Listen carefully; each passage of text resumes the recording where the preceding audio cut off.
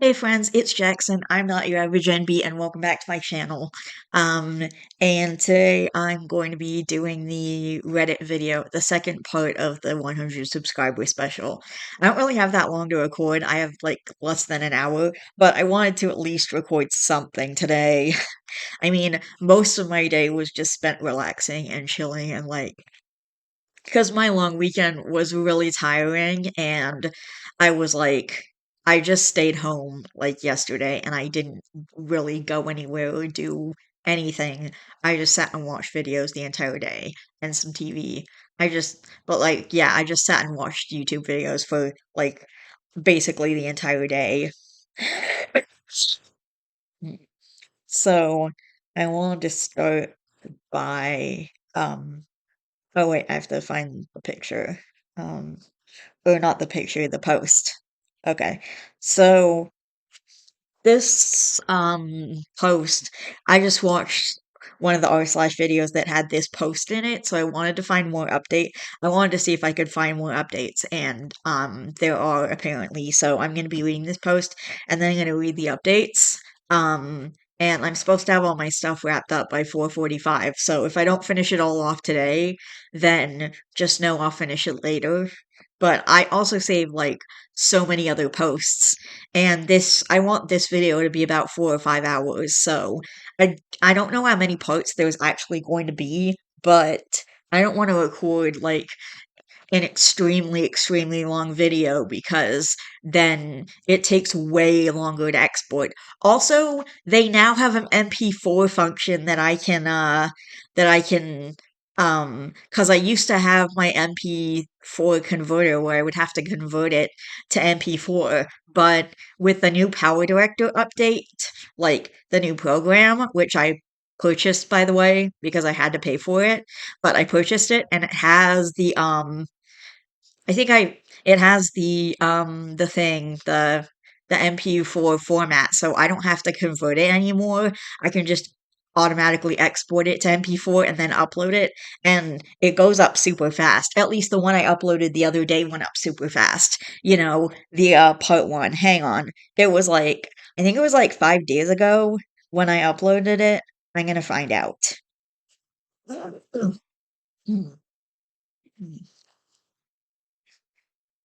It says it was 5 days ago. Also, it has the watermark on it. I've just had a little issue with that.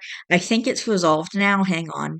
It's not telling me to get premium anymore because I already purchased it, like I said, before I even made part one. Like before I even did part one. I also I'm still having the issue where it's not showing my face on camera, so I am going to deal with that. Like I don't know if I'll deal with it. I, I don't know. I really want to put my vlog out soon, but I think I'm just going to make an executive decision on that in the next couple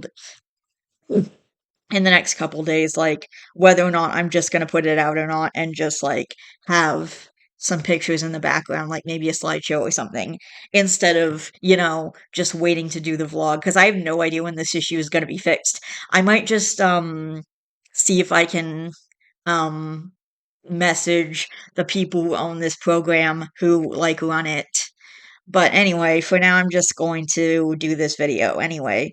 So this next one comes from r slash relationship advice. My husband, a 32-year-old male, is convinced I, 26-year-old female, am pregnant. I'm not, but he won't believe me. What do I do? I'm truly at a loss here. The situation has gotten worrying, and I don't know what to do with it. Since about a week ago, my husband became convinced I'm pregnant. I have no idea why, because I'm not. We haven't even started trying, though we do have plans to in the future. We were just making conversation, and yeah, I did mention feeling tired, but that's all. A few hours later, he just came in so excited. I told him I'm not, but he won't let it go. He has made remarks about how happy he is, what a wonderful mother I'll be, what our baby will be like. Not all the time, but it has come up multiple times a day. I told him I'm not. I even took a test because even I started wondering, and it was obviously negative and undoubtedly negative. I showed him and he just got annoyed and said that tests can be wrong. He didn't speak to me for the rest of the evening. The next morning he acted as if The next morning, he acted as if nothing happened. When I tell him I'm not, he just kind of shuts me out. I lost my shit yesterday when we were in bed and he put his hand on my stomach, told him he's acting crazy. I'm not pregnant and his behavior is scaring me. He went to sleep in the guest room after that. When I left for work early in the morning, I haven't seen him or spoken to him yet today. I'm just at a loss. I don't know where this obsession is coming from. I even asked him if I gained weight and if that's what's gotten him confused. He assured me that I didn't. I'm thinking of contacting his parents or maybe a therapist or something. I honestly don't understand what's happening and I'm worried about my husband. Edit. Thank you for all the replies. I didn't expect all this. It's been overwhelming and I'm incredibly grateful. He's asleep next to me right now and I keep going through all the comments. My husband is one of the kindest people I've ever met, and I promise you all that he's not trying to manipulate me or would ever do anything to harm me, but that doesn't make me believe something is really wrong. I'll contact his and my parents in the morning once he's left for work. Maybe go stay with my mom for a bit, though I hate the idea of leaving him like this. I also definitely will make an appointment with my doctor for a blood test, and thank you all for all the advice. Okay, so basically, the reason why I was searching for an update on this story is because I watched the r slash video of this, and someone pointed out in the comments that there was an update where he got diagnosed with some kind of brain tumor. So I went looking for updates. I'm just gonna read this first. There are some stuff in the comments. Reminds me of a post where OP's dad visited her and brought toys for OP's kids. The thing is that OP doesn't have kids. The guy got aggressive until they figured out he hit his head and confused his coworkers' kids for OPs. And then someone says, or a brain tumor, or a disorder of brain chemistry, which is why a medically trained expert or a board certified in psychiatry or neurology is needed here. By the way, I am getting an appointment. I had the doctor gave me the requisition for a appointment with the person who like dealt with my x-rays and stuff because I remember that person saying that there was some deviation in my nose. So I'm going to go and talk to her again. That's my first stop on this train to hopefully get my nasal situation fixed.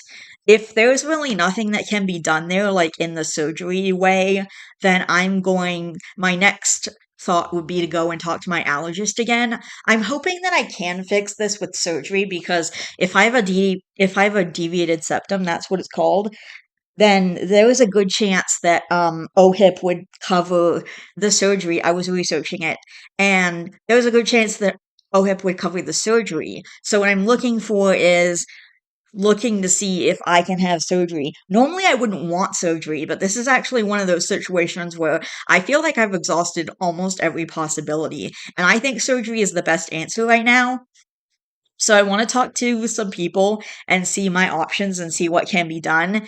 And if that all doesn't work out, which hopefully it will, but if I can't get the surgery for whatever reason, then my next stop is going to be going back to my allergist, talking to him more, seeing what other options there are, seeing like what to do in this case.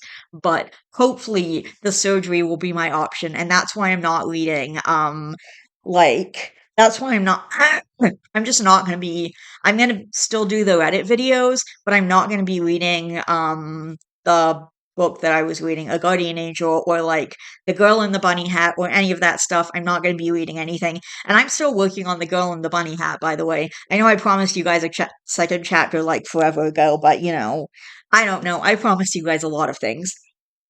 But anyway, I am going to. But honestly, I've just put a lot of things on hold while I'm living with my mom, and I don't know how long that's going to be. It could be a while. I don't know really. I mean, I guess it's gonna depend when subsidized housing kicks in, because the thing is that I'm not going back to my apartment, like my actual, my apartment before, because of all the issues with the landlord and me not feeling safe there. And I mean, I know I was having some issues with my mom's landlord, but the thing is, those issues are now resolved. It was a medication problem because of my lithium, but I'm not taking it anymore and I'm not going to cause him any more trouble. So hopefully he can be okay with that. But anyway, people are saying, yeah, that blah, blah, blah, there's a brain tumor. I'm not a doctor, not qualified to give medical advice, but delusions with paranoia and angry outbursts sound suspiciously like some kind of schizophrenic disorder, and he's in the right age bracket for it. I only bring this up because I have seen it happen. Alright, okay. New update. And this is posted on BOR Updates, which is different from Best of Reddit Updates, which is the one I usually read from. It's basically the same exact concept. It's to post updates, but same concept, different name of a subreddit. So content warning, potential psychosis, and message of or mention of unspecified domestic violence. Okay. That wasn't in my thing. So we've seen the original post. We're going to go to update number one. Hi, everyone. I hope it's okay that I post this update. I really appreciate everyone asking if I'm safe, and I am. I wish I could give clear answers, but I can't. Things escalated when I tried to speak to him, keeping some of y'all's advice in mind. I sat him down and explained to him that I'd love to have kids with him in the future, but that I'm not pregnant right now, and that his insistence on the fact that I am worries and scares me. I told him we could go to the doctor together if that would put his mind at ease, or I could take another test in front of him. I was just hoping to snap him out of it somehow. He got very agitated, said many hurtful things, and accused me of being a liar many times. That I'm trying to keep our baby away from him, and so on. Nothing made sense, and I wasn't feeling safe anymore. I knew my husband would never harm me in any way, but this wasn't my husband. Things got worse. He did hurt me, but there was nothing permanent or even emergency care worthy. I also know that if he was in his right mind, he never would have done anything like this. I called mine and his parents, and I'm now staying with my mom. He did seem to calm down a bit when his parents arrived. I haven't seen or spoken to him since then.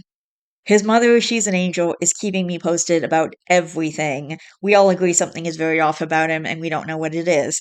But he hasn't agreed to getting himself checked out in any way, and I don't know how they'll go about it, and but they say, and I painfully have to agree that it's best to keep my distance for a bit, as most of it is aimed at me. I'm safe, and so is he. I miss him so much and just want an answer as to why he's being like this.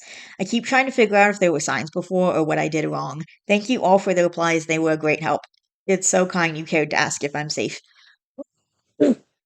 So I do want to say, and obviously from what I heard in the YouTube comments of the r/video of this isn't the case, but abusive people can be nice and loving and sweet in the beginning, and then suddenly it's like a switch and they become abusive, like I mean, I even talked to my mom, like, I was curious why she fell in love with my dad because, like, something must have drawn her to him where she decided to, like, love him and then marry him and have 2 kids with him. Like, me and my sister wouldn't be here if she didn't find something good about him. So she told me, like, all these good things about him, like, he used to be really nice and sweet and he would sing her songs and blah, blah, blah, and, just, like, really romantic, sweet stuff, and then, he just becomes abusive.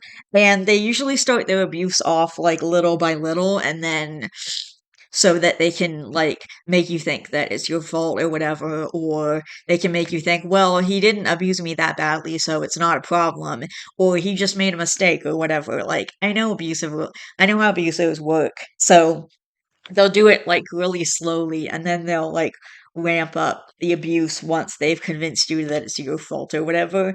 Like they're really good at gaslighting.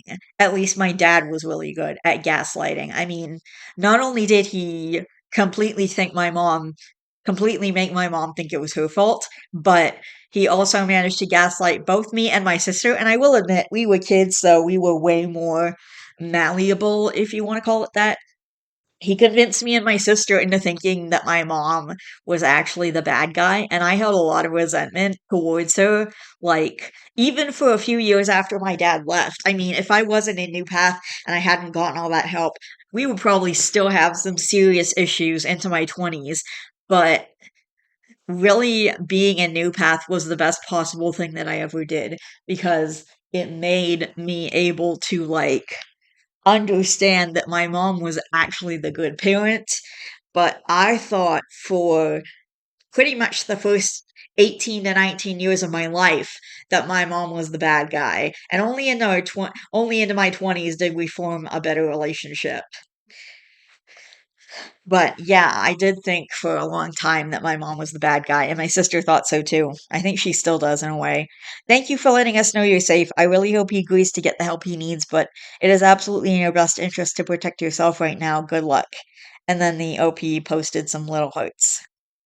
All right, I'm gonna go. Oops. All right, we're gonna go update two. Okay, my husband is convinced I'm pregnant, blah, blah, blah. Okay, I don't know if anyone will see this here, but you've all been so kind to keep asking whether or not we're okay. I hope I'll reach you like this. I'm going to keep this short.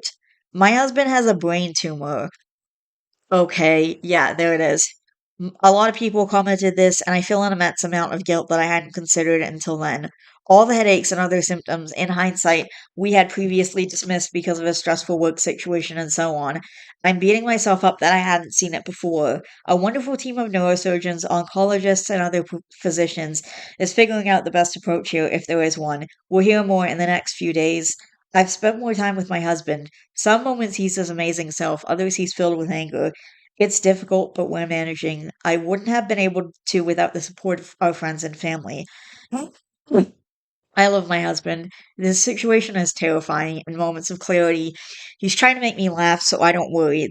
That's who he is. Thank you for everyone for pushing me to get him checked out. Oh my gosh. I hope that you guys can make it through this. Don't beat yourself up about it, although it is common on Reddit to classify every psychotic break as a brain tumor. None of us expect it to actually happen to people in our lives. Take care of yourself. This will be tough, but it's good that you found some answers. You're in my thoughts. And then there's like a little, and then OP sends some little hearts. Oh, that's really nice. And someone sends like a, little, um, guide to brain tumors and stuff. It's called Brain Tumor Guide for the Newly Diagnosed. So, okay, so it's a type of brain tumor. So the husband actually is sick. Yeah, okay. And there was another update, but it looks like it's the exact same update as before. I thought not from there from r it's called r/Reddit on wiki. So I just updated this. So I just saved this update to see if it was anything more, but it's the same update number two, which is about the fact that he has a brain tumor and stuff. Same thing. But anyway, but that is the situation so far, and it's kind of a bummer.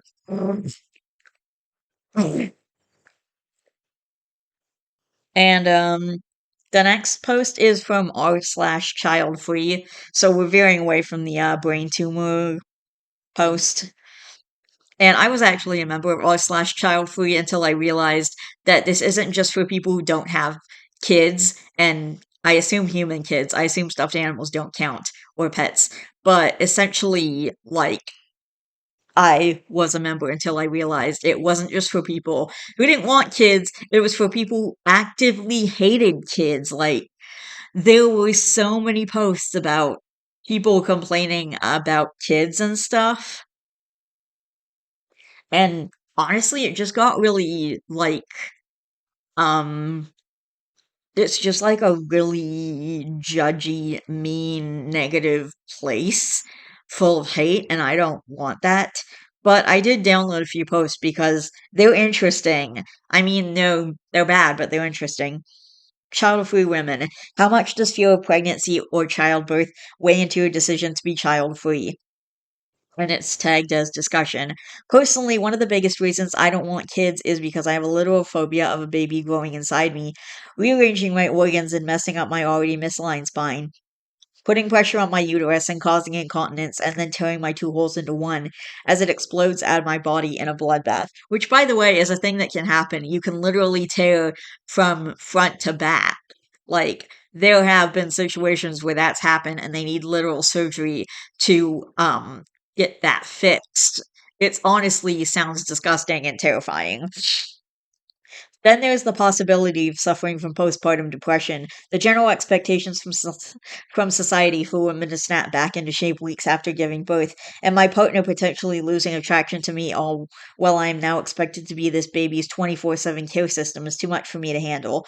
I've met men who will tell me I'm being pessimistic, but I think I'm actually just thinking things through a lot more thoroughly and realistically than those who want kids. For men, it's easy to not think about any of what I've just mentioned. However, it seems that some women I meet seem to not think or worry about it either. I suppose that's a fundamental difference between breeders and myself. Oh, yeah, and they call parents breeders. I'm curious how many of you share my intense fears of a process that our bodies are built to withstand. To me, I find the entire process so barbaric. I wish there was a way to externalize the womb and have a baby grow in that. For too long, we've just been allowing women to go through the most unimaginable pain, all for the purpose of perpetuating the species. If it's such important work, then why can't advances be made to make it less terrifying? I just don't get how most women who want kids are so unfazed by the terrors and agony of pregnancy and childbirth. I've also heard men say the worst things about pregnant women being unattractive and also cheating on their wives while pregnant. And I just feel so repulsed to ever put myself through all that suffering to carry a man's child who could end up disrespecting me like that. Also, even if he doesn't want to feel less attraction to my post baby body, I would feel worse about myself because of how unrealistic standards are now, and it would likely impact our intimacy and my own self image. I've worked my whole life to love myself, and I'm not about to lose that all to carry some guy's baby. Edit. Also wanted to add that this isn't the only reason I don't want kids. It's just up there on my list of reasons why I don't. In addition to this, I don't want the experience of motherhood in general, and I know it will be too costly for me both financially and emotionally. Yeah, I'm not sure why. It honestly sounds just so disturbing to me, like really, really disturbing.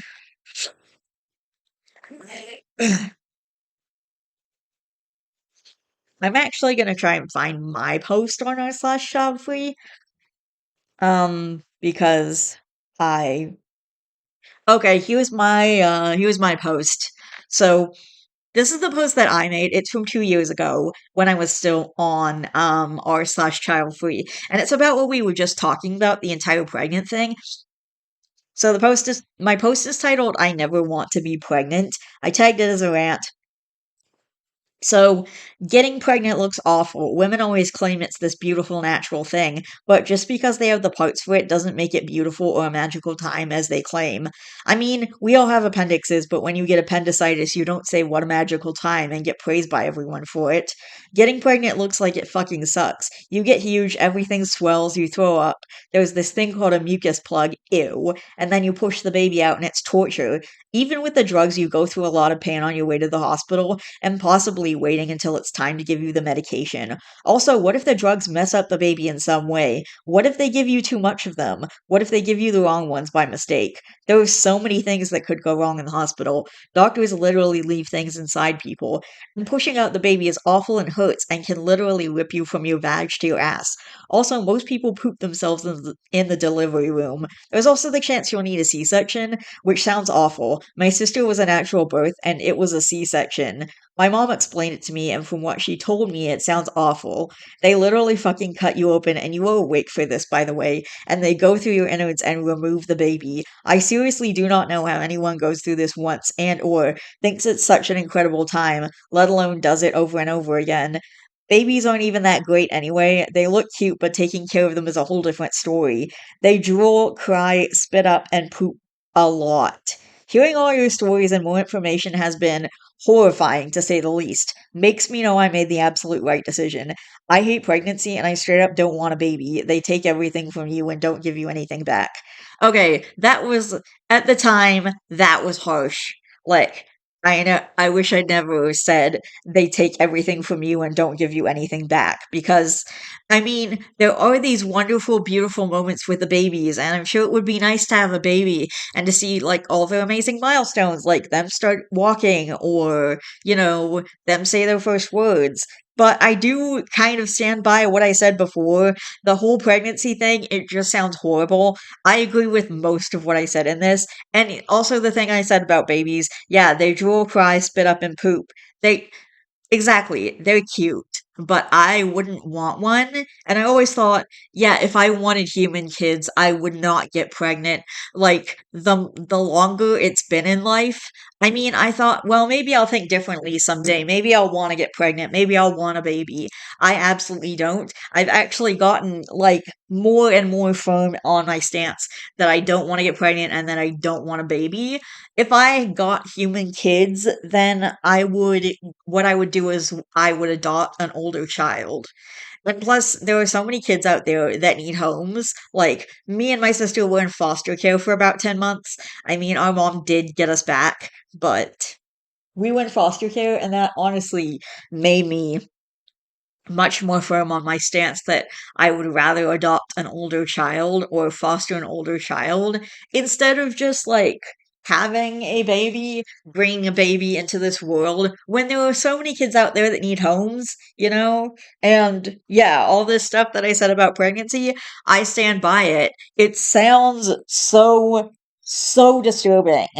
Plus, now there's the fact that I'm non-binary, and I'm worried about how that would affect my body image and gender dysphoria and stuff. I mean, I literally have gender dysphoria about my boobs. Like, I'm on the list for top surgery so I can get these things removed because I don't want them anymore. So, I'm worried if I get pregnant, I'll feel too much like a woman and it'll mess up, totally screw with my body image. And my body image already isn't great. I mean, it's better than it was, but yeah. The part where I said they don't give you anything back, they probably do give you amazing, wonderful moments, but no, I mean, I would rather just get an older child that, you know, can, I guess, at least poop by itself, so I don't have to constantly change diapers. And someone in the comments says, yep, you can lose your teeth or hair too. And then I said no to that. And then someone replied to that, another friend in Club Tokophobia, glad to have you. It's not a phobia if it's rational. I know, I was forced to either go to therapy and repeat a semester or quit medicine entirely when I kept fainting or vomiting at the sight or mentions of anything pregnancy related. The panic attacks throughout the days of my OBGYN rotations, etc. It's severe and debilitating. Edit to add, it's insensitive because a lot of women with tocophobia do wish to have children of their own. Well, yeah, exactly. Maybe I would love to have I would love to have a human child at some point, but there's a lot to consider, before having a kid. I might never be able to afford it, for example. Like, I can barely afford to keep myself alive and my snake alive. Like, yeah, I'm doing it, but it's not like it's easy. And I could definitely not afford a kid because paying for everything the kid needs is just insane. It's another mouth to feed, and like the kid needs so much stuff. They need school supplies. They need you get it. I guess that means fear of pregnancy, I said. Thank you, happy to be here. I didn't know that was a thing either, but I've never felt more seen than reading your post. Someone replied that to me. It was really nice. Anyway, yeah, I'm not going to do that. Uh, somebody posted an article earlier this week about the woman with triplets and the distended belly that looked like a blimp, which she had to carry around with both hands. Pretty sure the mods took it down, but even as a dude, that was legit horrifying. That lady visited me in my nightmares. The only thing more horrifying than a photo of a pregnant woman carrying triplets, a photo of pregnant Octomom. There's a link. Dear Lord, I am not sharing that, but you guys can look it up on your own time if you want. Ugh, but no. No, no, no. And Octo means eight. So she was gonna have eight babies.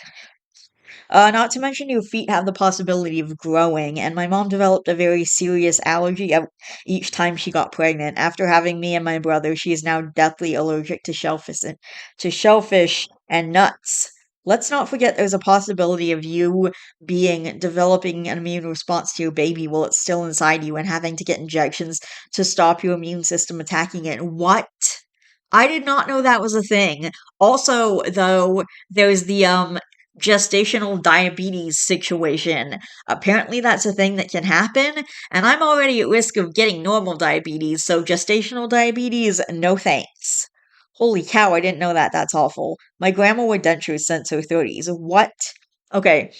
Apparently, if you don't have enough nutrients for both you and the baby, or if you're not making enough milk or something, then your body will extract the calcium from your teeth in order to properly make milk for the baby. It's a thing that happens.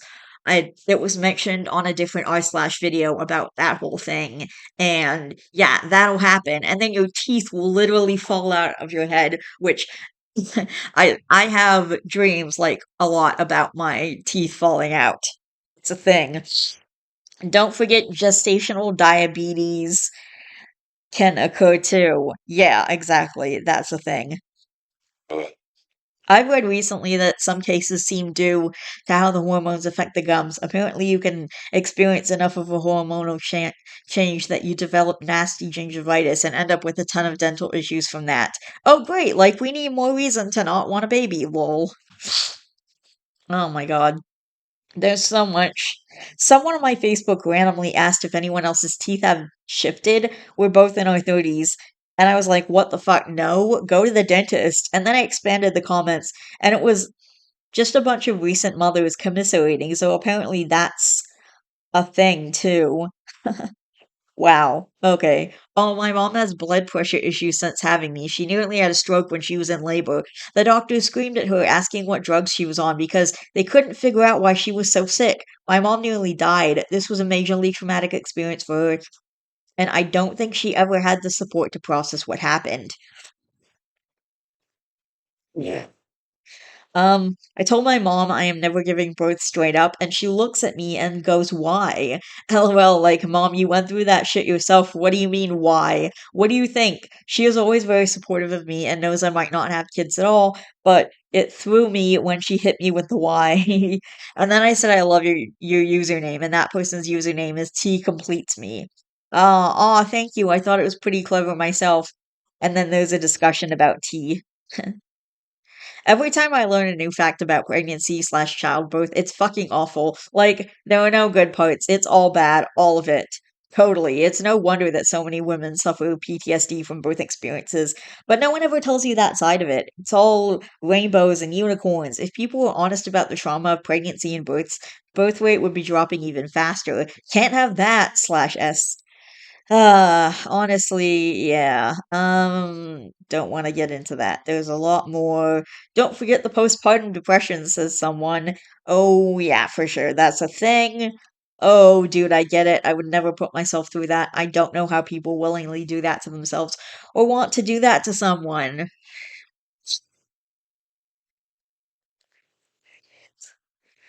Anyway, but yeah, so that's the post. Uh, I really don't understand why people do that. Uh, oh, look, I found another post. Do people not care to control their kids anymore? Recently, I was at the emergency doctor's office and I'm sitting in the waiting room with my SO. I'm autistic. Oh, that's another reason not to give birth naturally, because you could pass on your like issues. And I don't want to pass on my autism slash depression to my kids. That is another reason to never get the kid, get, have the kids like naturally through my own body. You can totally pass on depression to your kids, and you can definitely pass on autism to your kids. Depression can be hereditary, so can autism. I am not passing on my shit to my kids. It's bad enough that I have to deal with my shit. I'm not passing that on to an innocent child who's done nothing to deserve that. Like, whenever I talk about depression, with my mom, I'm like, I'm so glad you're not going through this because it's awful and I wouldn't wish this curse on anybody. I'm autistic and have trouble dealing with strangers, and I especially do not enjoy dealing with children. They're loud and unpredictable. I'm already anxious because of a potential illness I may have. Mother comes in with an infant in a pushchair, and everything is fine for a few minutes until the kid starts getting fussy.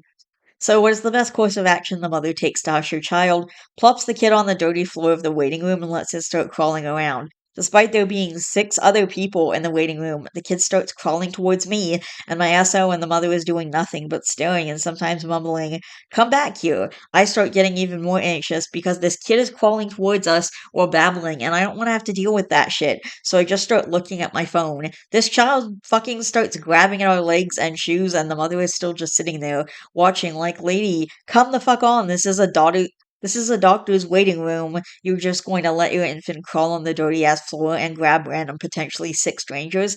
Both me and my SO suck at confrontation, so the best we can just do is sit there miserably and pretend this isn't happening to us, and I'm refusing to even acknowledge or look at the child in hopes it will go away.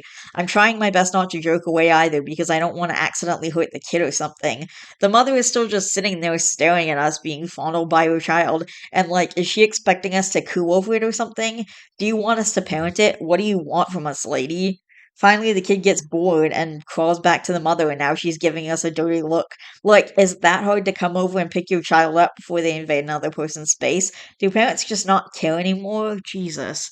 Okay, for real, like, my main issue with people not controlling their kids is the movie theaters. You guys know I go to the movies at least once a week and more recently twice a week. Like, I've been going to the movies twice a week for the last few months because I was living with my mom and I kind of needed and I was dealing with all that stuff with the landlord and potentially going back to my apartment and just I started going to the movies twice a week because I was so stressed out and I've been doing that. So yeah, that's been a thing. But when there are kids like talking or kicking my chair or fucking crying or yelling or whatever in the fucking theater and the parents aren't saying or doing fucking anything, like it is a movie theater. Shut your kids the fuck up. Shut your kids up. I do not care. And I don't care that they're only little. If they're too young to understand that they need to be quiet in the movie theater, they're too young to go to the movies. Okay? Stop bringing your kids to the movies if they're not going to be quiet. And if you're not going to fucking parent them and keep them quiet, you should not be coming to the movies. Okay? Leave your kids at home. Alright? You can leave your kids with a babysitter or you can stay with the kids yourself, but don't bring your kids to a fucking movie and ruin everyone else's good time because you're too lazy to be a fucking parent to your kid and to have your kid just randomly grabbing at people. Like, no, I would fucking say something. I would either say something to the mom and be like, get your kid the fuck away from me. Or I would say something to whoever was working at the doctor's office and be like, this random kid keeps grabbing at me and bothering me. The problem with kids like being annoying at the movies is that the parents won't do shit about it and I can't exactly like leave the theater because that would involve missing part of the movie. So now I'm stuck. Do I miss part of the movie and just end up fucking do I just end up missing part of the movie or do I just deal with these fucking kids? And by the way, there are specific showings at my movie theater made for little kids and babies called Stars and Strollers. Okay? They are at most movie theaters, there are like baby and young child safe movies movie times where your kids can scream or talk or do what the fuck ever and nobody's gonna get on their case about it. That's what those showings are for. They're for like babies or kids who are too young. They should also be for parents who don't want to do their fucking job and control their kids at the movie theater. I go to the movies to fucking relieve stress. Get your kid away from me and tell your kid to shut the fuck up because I don't want to hear him talking when I'm trying to watch the movie. I don't talk when I watch the movie and I follow the rules. So if you're too lazy to be a fucking parent, then either take your kid to the Stars on Strollers showing or leave your kid home. People are pissing me off. Like people are pissing me off. Anyway, it pisses me off when people do that. Like be a fucking parent to your kids and control them. Yes, parents usually expect people.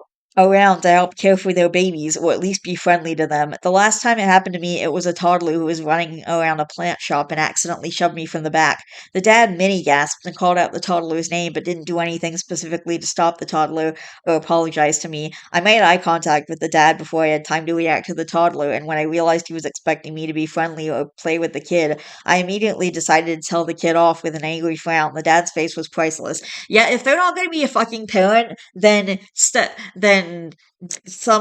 then for some reason you need to step up and be the fucking parent. I don't understand. Like, they expect you to parent their child. So then if they expect you to parent their child, then parent their child by telling them off for doing what they're doing. Do people not care to control their kids anymore? Why would they? Their kids aren't bothering them. Their kids are bothering other people. Why would they give a fuck about other people? It doesn't affect them if your kids make you or me suffer. It reminds me of this one really stupid time when I was like 15. Wh- Well, I was like 15, I was on the swings, and suddenly this kid walked out in front of the swings, and I didn't even see him coming, and I swung into him, and my leg, like, kicked him in the face by mistake because I fucking didn't notice him, because he came right the fuck out of nowhere, and the mom started, like, yelling and screaming at me and getting angry. Like, people are getting pissed off. Like, the mom is so pissed off at me to like, and at the time, I was like, so, at the time, I was like, I was scared of confrontation. I was like really scared of confrontation. So I just ran off to find my mom wherever she was to get away from the lady that was fucking yelling at me because she doesn't teach her kids to not run out right in front of the swings when people are swinging there. Anyway, it's ridiculous. Ugh. Anyway, it's just dumb and I think as far as this goes, I think I need to stop here. Yeah, I think I need to stop here because there's only about 10 minutes until my mom gets home. Well, I don't know how long until she actually gets home, but it's 10 minutes at least from when I'm gonna have to stop my recording, so I'm just gonna stop it now. So, I'll be right. Hey guys, my mom's out. I have a little bit of time to record right now, so I'm gonna record a couple more stories right now, and then I will just I'll be back tomorrow with a lot more stories. Um, hopefully I'll. Sorry guys, I have no idea what happened there. Um, so I'm just gonna read this part again. I'm just gonna say I have a little bit of time to record before my mom comes home, so I am going to record this and um struggling to stay faithful and remain attracted to my wife after we experienced a violent attack together. Not sure what to do. The guy is 34 male, his wife is 28 female. I can't talk to anyone about this for obvious reasons. I even tried speaking to a therapist, and they just made me feel so low. I haven't gone back since. My wife and I have been together for 6 years and married for 3. We currently have a bundle of joy on the way, and she's about 5 months along. My wife was always on the fence about kids, but I was adamant about wanting them, and now that it's becoming so real, I'm not sure anymore. Not sure about your wife, or not sure about the kid. Either way, that's fucked up.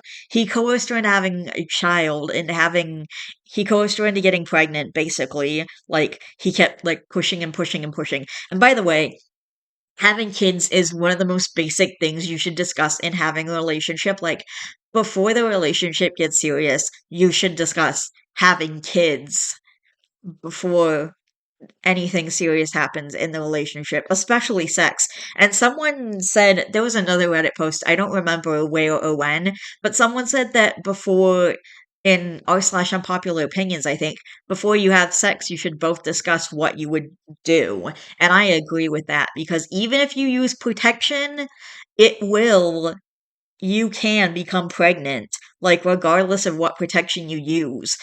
Like, the only protection is, I guess getting a vasectomy would be more effective than wearing a condom or something. I don't know. I think you can still get pregnant. Like, it's rare, but it does happen, I believe. I don't know. I just think that, but the only real 100% protection against having a baby or getting pregnant is would be to just be celibate. And I'm asexual, so I'm like never having sex. I was actually supposed to get my pap smear for cervical cancer, and I wanted to talk to the doctor about it. You guys know I was at the doctor on Friday, and I talked to her about it. I asked her about it because I was supposed to get it like since I was turning 30 soon, and now I'm 30, so I was supposed to get it. But the last time I had a pap smear, I couldn't do it because of a lot of stuff. And I actually ended up having like a panic attack on the table. But then my doctor told me that it's like mostly basically sexually transmitted. So I guess that settles that. I guess I don't need to worry about it considering, I'm never going to have sex. So my doctor said if that's the case, she doesn't consider the pap smear that important.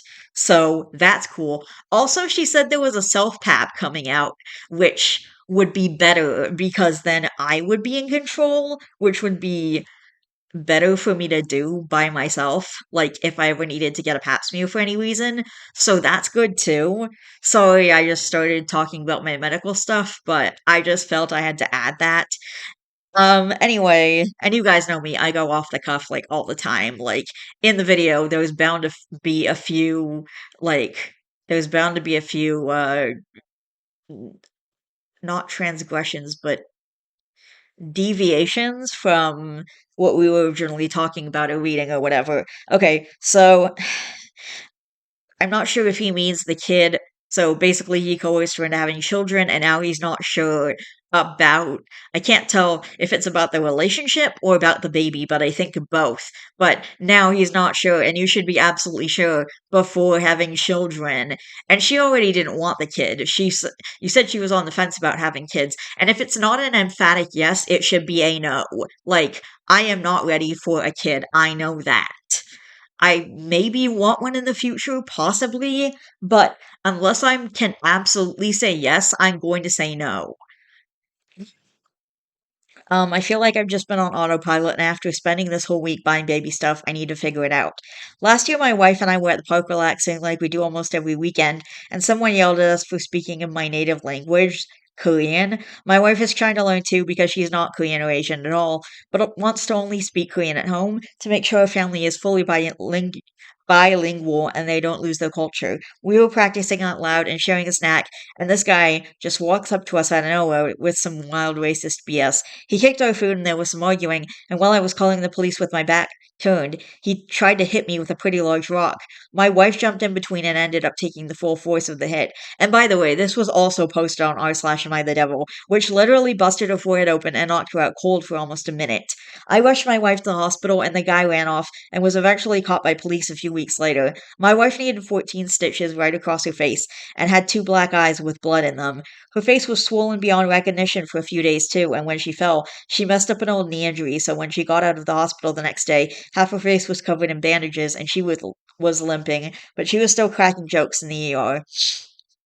After the bandages and stitches came out, she was told she would need to wait at least a year before having her scar surgically fixed, or whatever treatments she needed. But now that the year is almost past, I've started hinting at her scheduling appointments and such.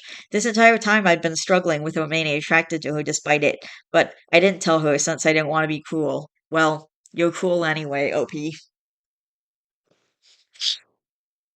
She's now saying she doesn't think she wants to get anything done because she wants to pay the money. She wants to save the money for the baby. I've offered to pay half of it, and she still hasn't really looked into having it done. How weird would it be if, after this woman was unsure about having kids, but OP always wanted kids, if she was the one who solely stayed with the baby and became the baby's like parent and loving mother, and the husband just kind of disappeared. Um, but anyway. I've also pushed back her meeting my parents again because of this. They live outside of our country, hence why they haven't met yet, and bringing her around my friends since it happened. Another part of me is also just sort of mad that she even did it. I feel like half of a man now, and I've had to delete myself off of dating apps before making a mistake and been channeling it all at the gym, but every time I look at her, I'm reminded of all of those feelings. Um, she hasn't changed a bit besides the scar. She's obviously handled it way better than I did. Somehow it's making me love her less. This plus the pregnancy, I don't even know what to do. I thought about asking for a hall pass, but I know without a doubt she will leave me. I thought about taking care of my needs on the side so I can be the man she needs me to be, but I know she will eventually find out, and she will hate me and make my life hell or leave me a single father, and I will never hear from her again. I just wish it had never happened, but I really need some other perspective or opinion on this. I and then someone replies to that, I don't even have the words to express what a son of a bitch he is.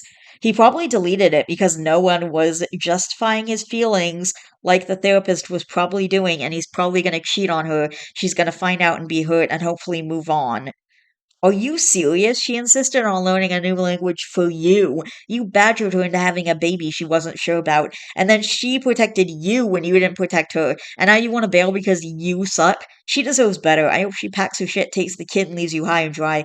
I hope your friends and family see how big of a piece of shit you are. How can one person be so selfish? What is wrong with you? Who raised you? You need some serious self reflection and therapy, dude. You need therapy, and she needs a partner that actually loves her and treats her, and the baby that way, the way they deserve to be treated. You deserve nothing. I know it's not OP, but in case that dick sees this, bite me. And apparently, it was originally posted on r slash relationship advice, but the person, this guy deleted it. Yeah, it's since been deleted, but the comments are still there. So let's see what people are saying. LOL, what an asshole you are. Your wife bravely took an incredibly painful hit for you, which has disfigured her now. And your solution is to offer to pay for half of the treatment or to sleep with someone else. Yeah, ask her for a hall pass. Sorry.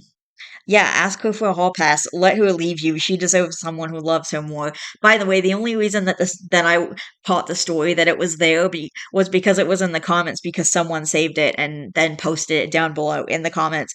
And it was also posted on r slash am I the devil. I originally heard this on an r slash video a few minutes ago, like when I was watching r slash videos like a few minutes ago. So that's where I heard it. It was originally on r slash relationship advice and then was also posted to r slash am I the devil for obvious reasons.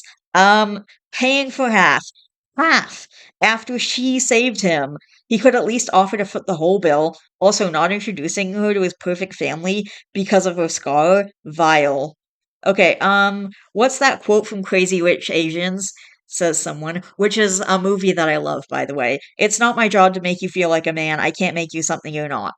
Yeah, it's disgusting behavior what you are proposing. You need to talk to someone professional because resentment is building and your relationship will break if you go on.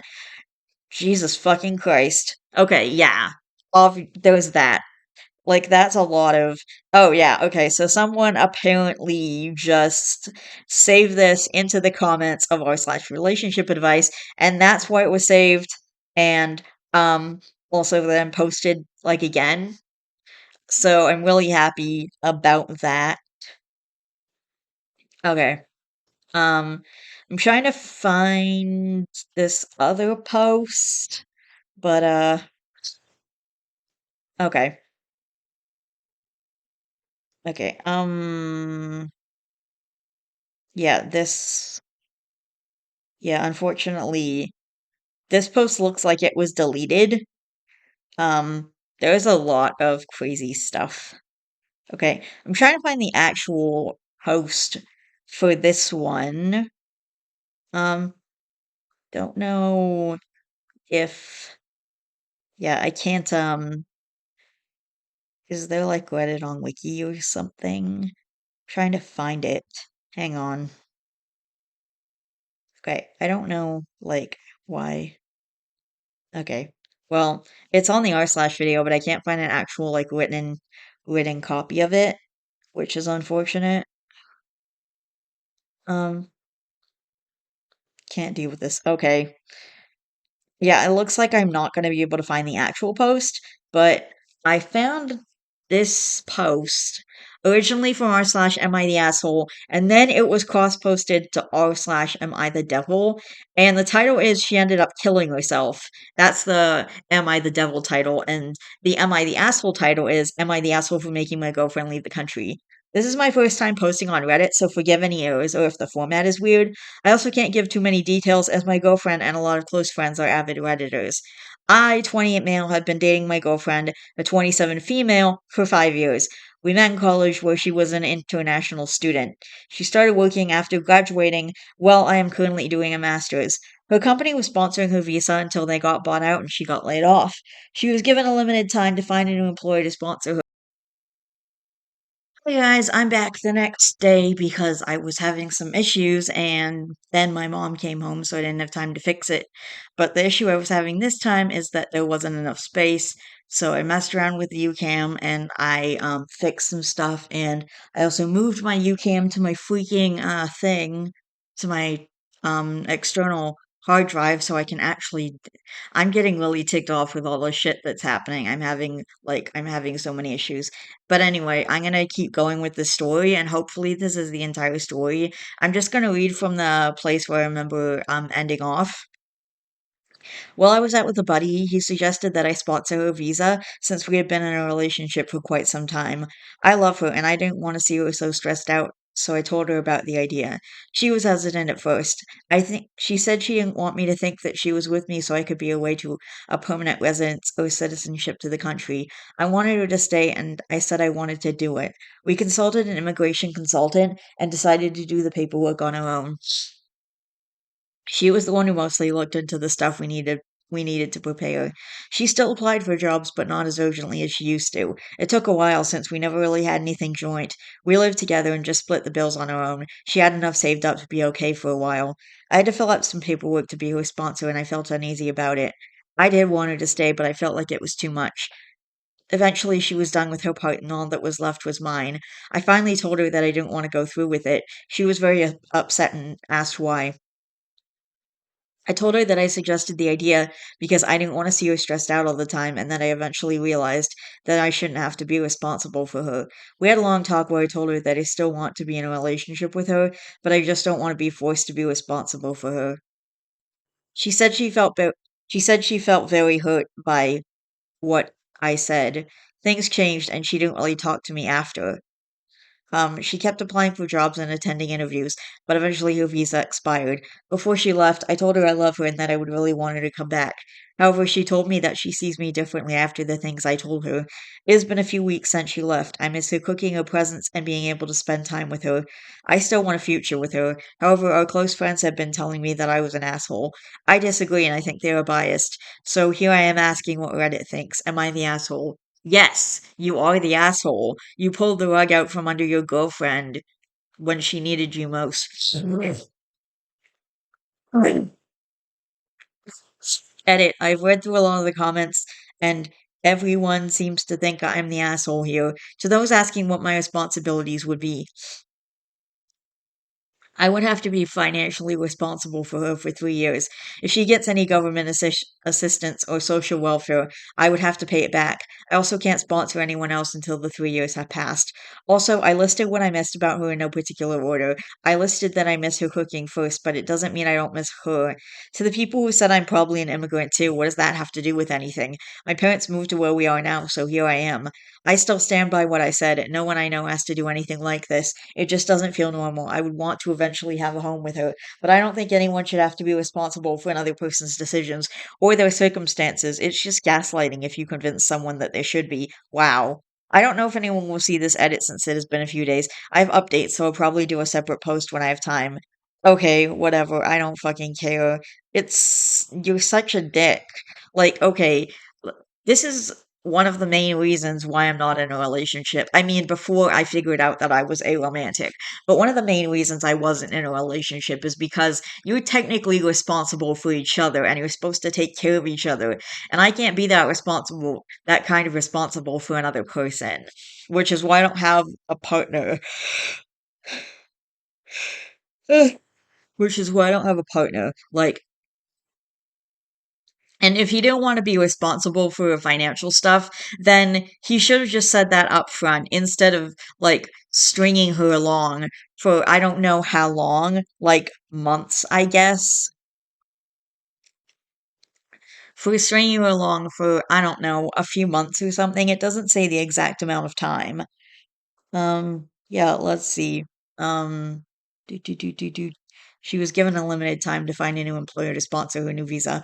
Okay, yeah, it doesn't say like any certain amount of time, but I'm guessing it was like weeks or months for her, and OP just strung her along this whole time. If he had said outright he didn't want to be responsible for a visa, that's one thing. I mean, still kind of mean, but that's one thing if you're just outright saying it. But it's a whole other thing if you're like, oh, I'll take responsibility for you and I'll take care of you. And then at the last minute, you're like, ah, fuck you, never mind.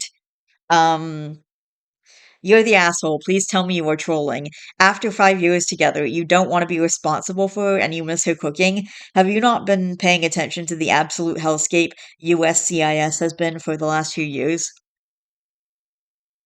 Plus the job market, plus the stakes for her. Then you pull the rug out from under her like that. I hope she realizes what an absolute tool you are and blocks your number.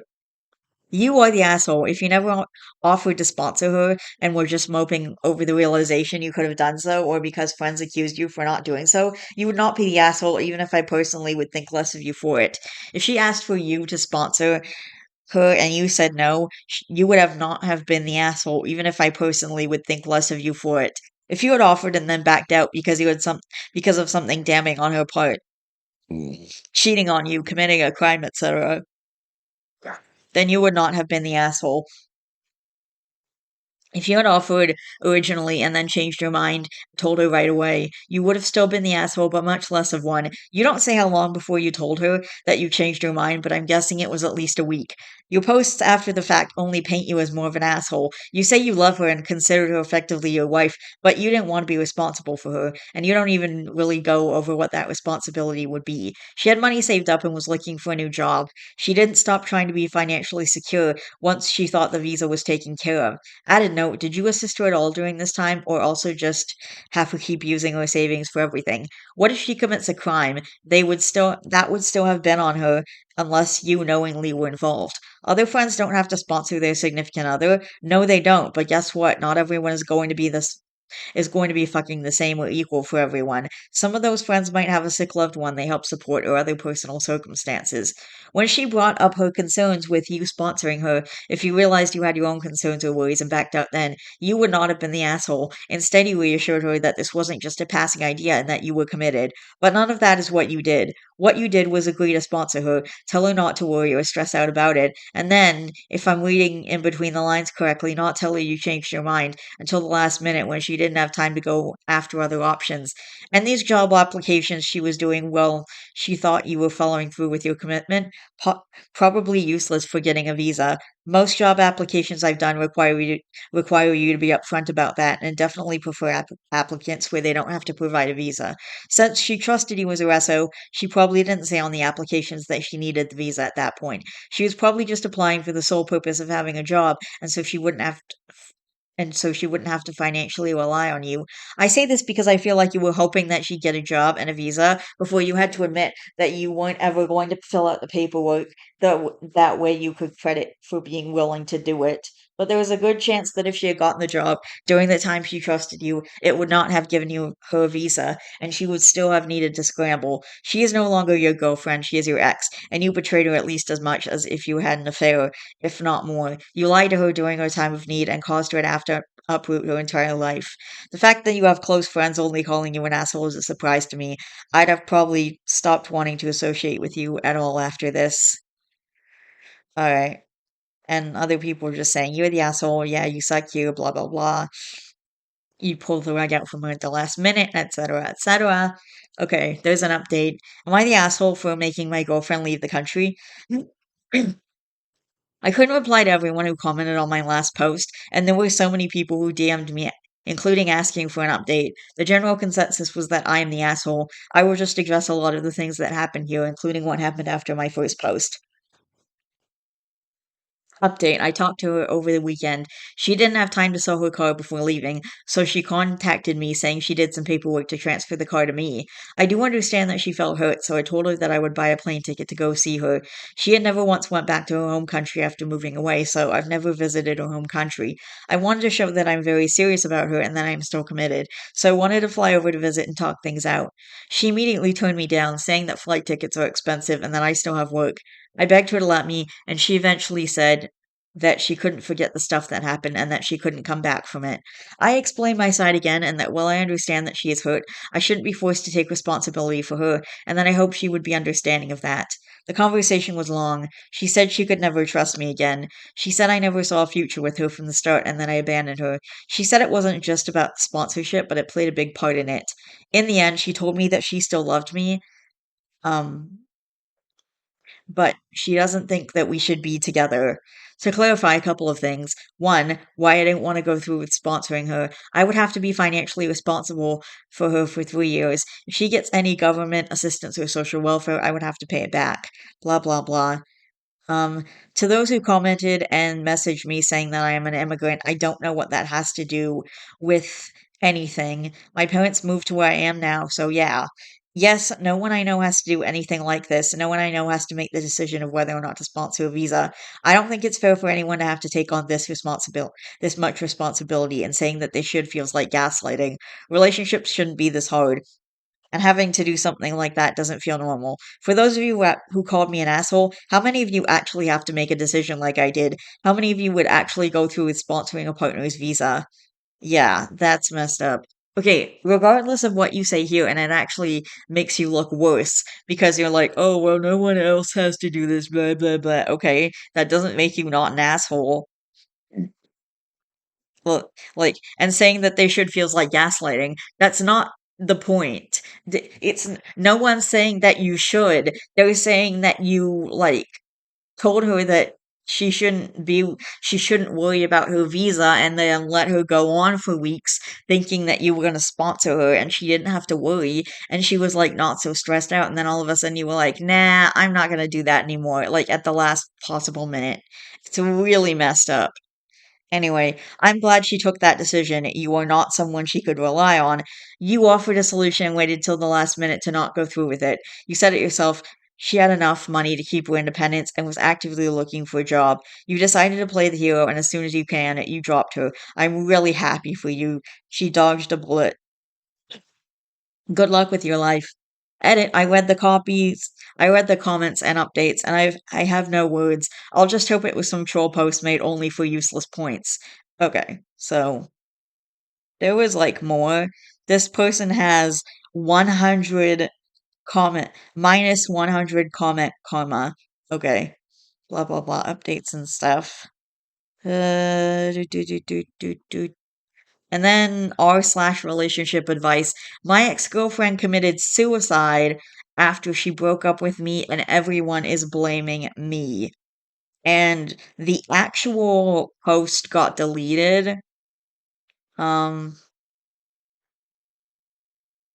Hang on. I'm gonna see if I can find it. Um, Gonna see if I can find it. Okay, I'm not finding.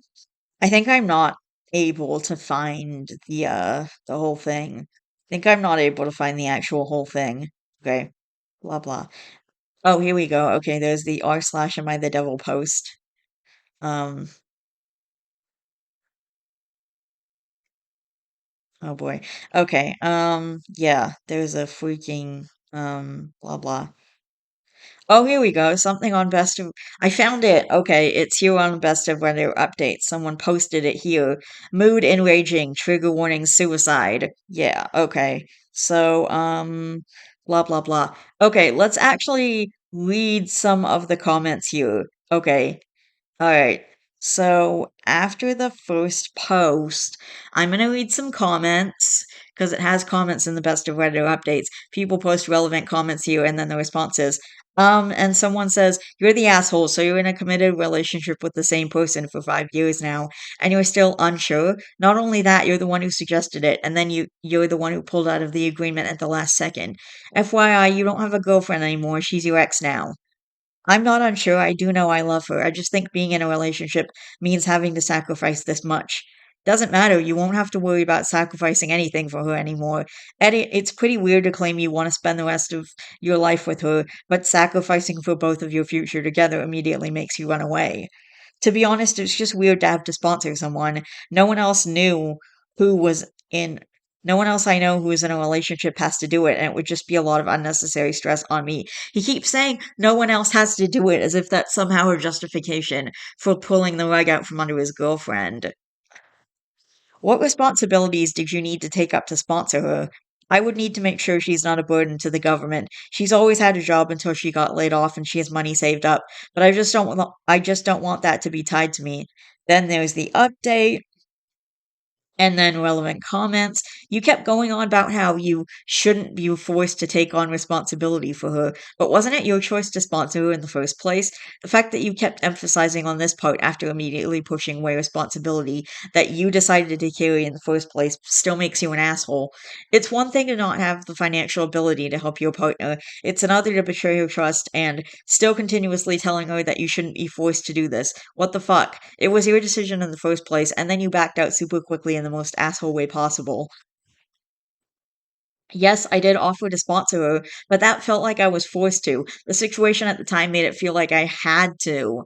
As if she had a fucking gun to his head or something, and that I didn't even have the choice. I don't know how to word it better, but everything felt so stressful. She was so stressed out with finding a job that could sponsor her visa. She would be job hunting the moment she woke up, attend interviews, get devastated with each rejection, and it was like that almost every day.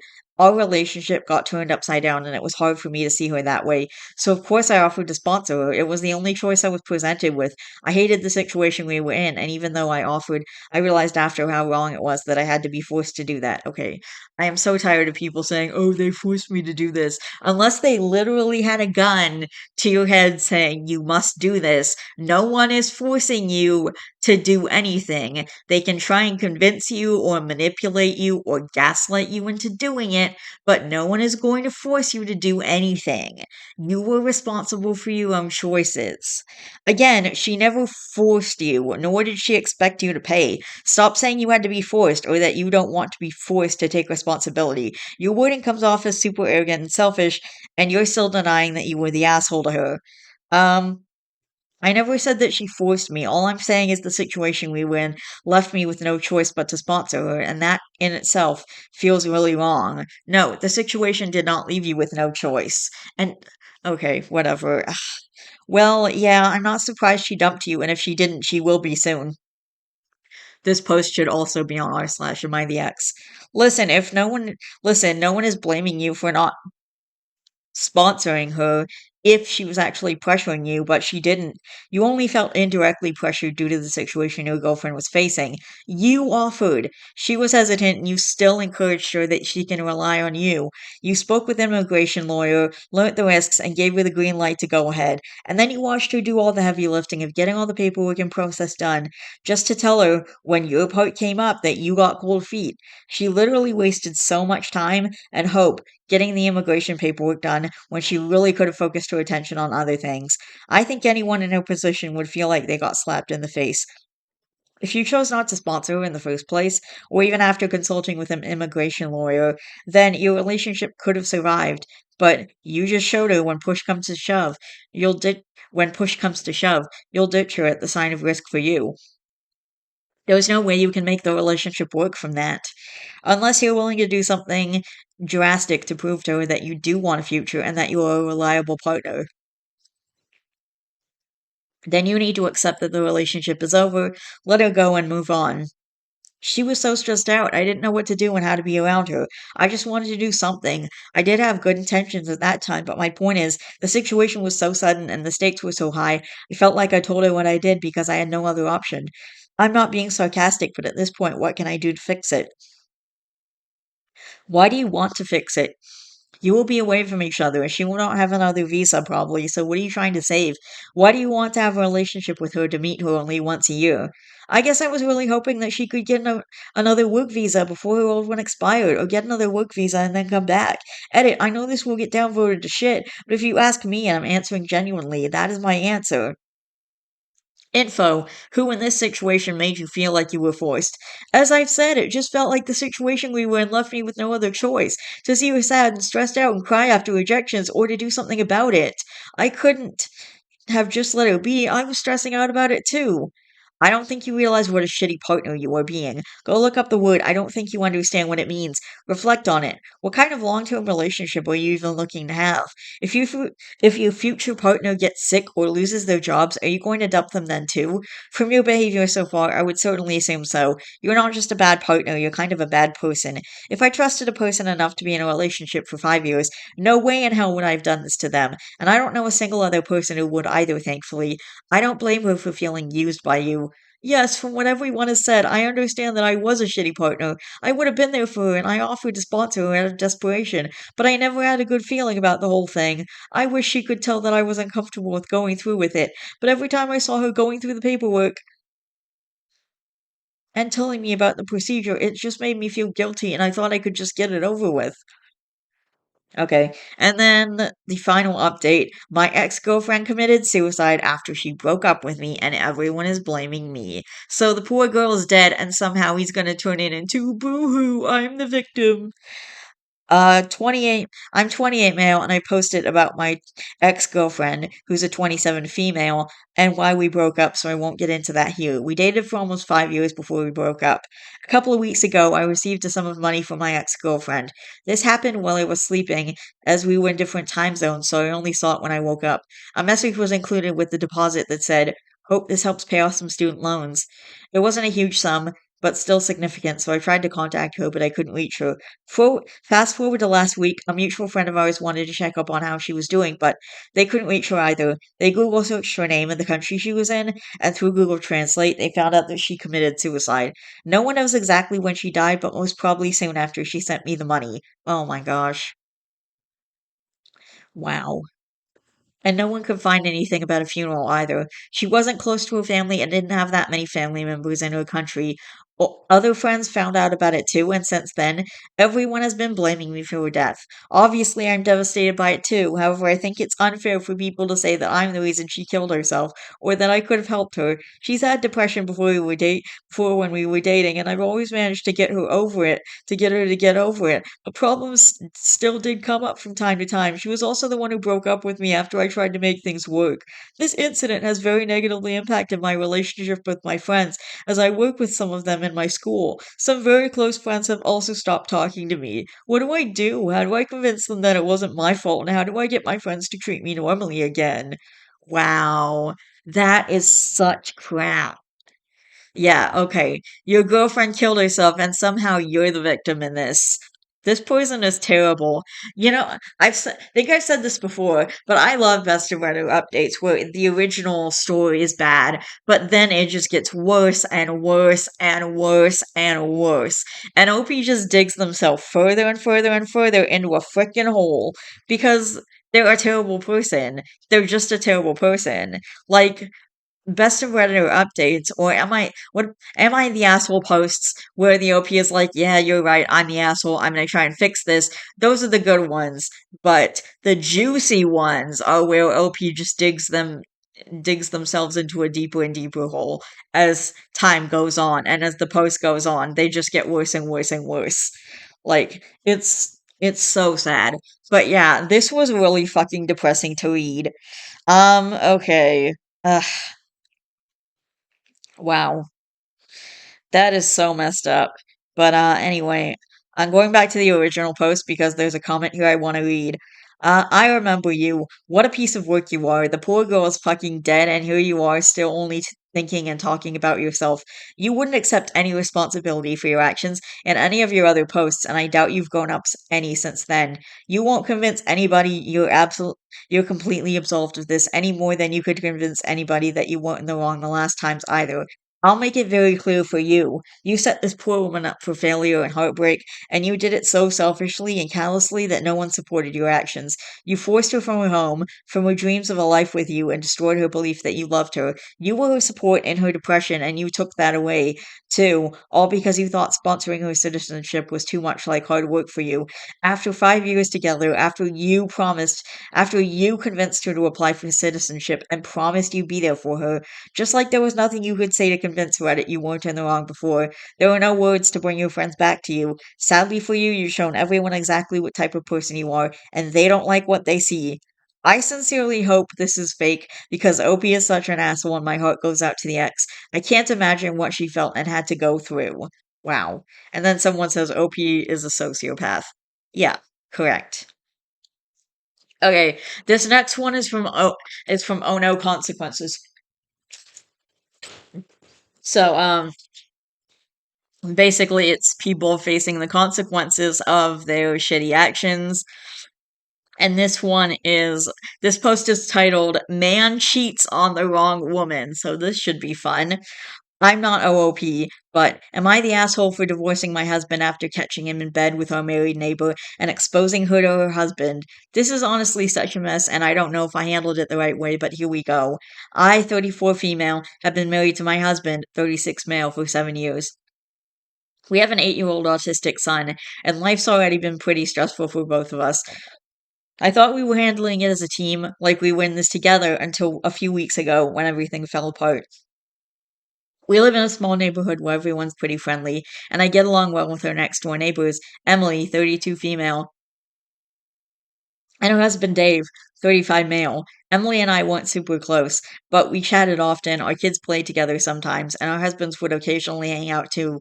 At first, I thought it was nice that my husband and Emily seemed to get along. You know, just neighbors being friendly. But then things started to feel off. My husband became more secretive, especially with his phone, and he always seemed to bump into Emily when I wasn't around. He'd go out for random walks or suddenly needed to run errands right after dinner. I noticed these little things, but I didn't want to seem paranoid. I mean, we've been through a lot together. we've been through a lot together. I didn't think he would do something like that to me. Then one day, everything came crashing down. I had to come home early from work unexpectedly because our son's school had a half day that I forgot about. I walked in, and there, in our bedroom, I found my husband and Emily together in our bed. I felt like the world stopped. They both freaked out when they saw me, my husband scrambling for clothes and Emily crying, saying it was a mistake and that she was so sorry. I couldn't even process it. I just walked out shaking and went to pick up my son from school. Later that night, I confronted my husband, and he admitted to having an affair with her for the past few months.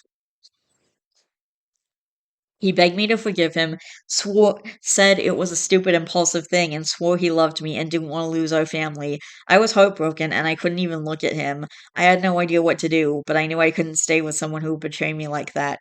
Then there was Emily's husband, Dave. I knew him well enough to know he was completely in the dark about all of this. I couldn't just stay silent and let him be blindsided like I was. So the next day, I went over to their house while Emily was out and told Dave everything. I even showed him proof, texts, pictures, everything I had. He was devastated, obviously, but he thanked me for being honest with him. And that's when the real drama started. Both my husband and Emily went ballistic when they found out I'd told Dave. My husband said I should have kept it between us and worked it out for the sake of our son. Emily called me all kinds of names, saying I had no right to tell her husband and that I ruined her life. She even claimed it wasn't serious and that I blew everything out of proportion. Now Dave is considering divorcing her, and I've already filed for divorce myself. But I'm getting a lot of flack from mutual friends saying I went too far by telling Dave and that I should have tried to keep things private to avoid tearing apart two families. I feel like I did what I had to do, but I'm questioning myself now. Am I the asshole for divorcing my husband and telling Emily's husband about the affair? Should I have kept quiet and handled it differently? Honestly, your friends need to mind their own damn business and stay out of hers. She's more than welcome and has every right to divorce her cheating ex. Exactly. My thoughts exactly. Yeah.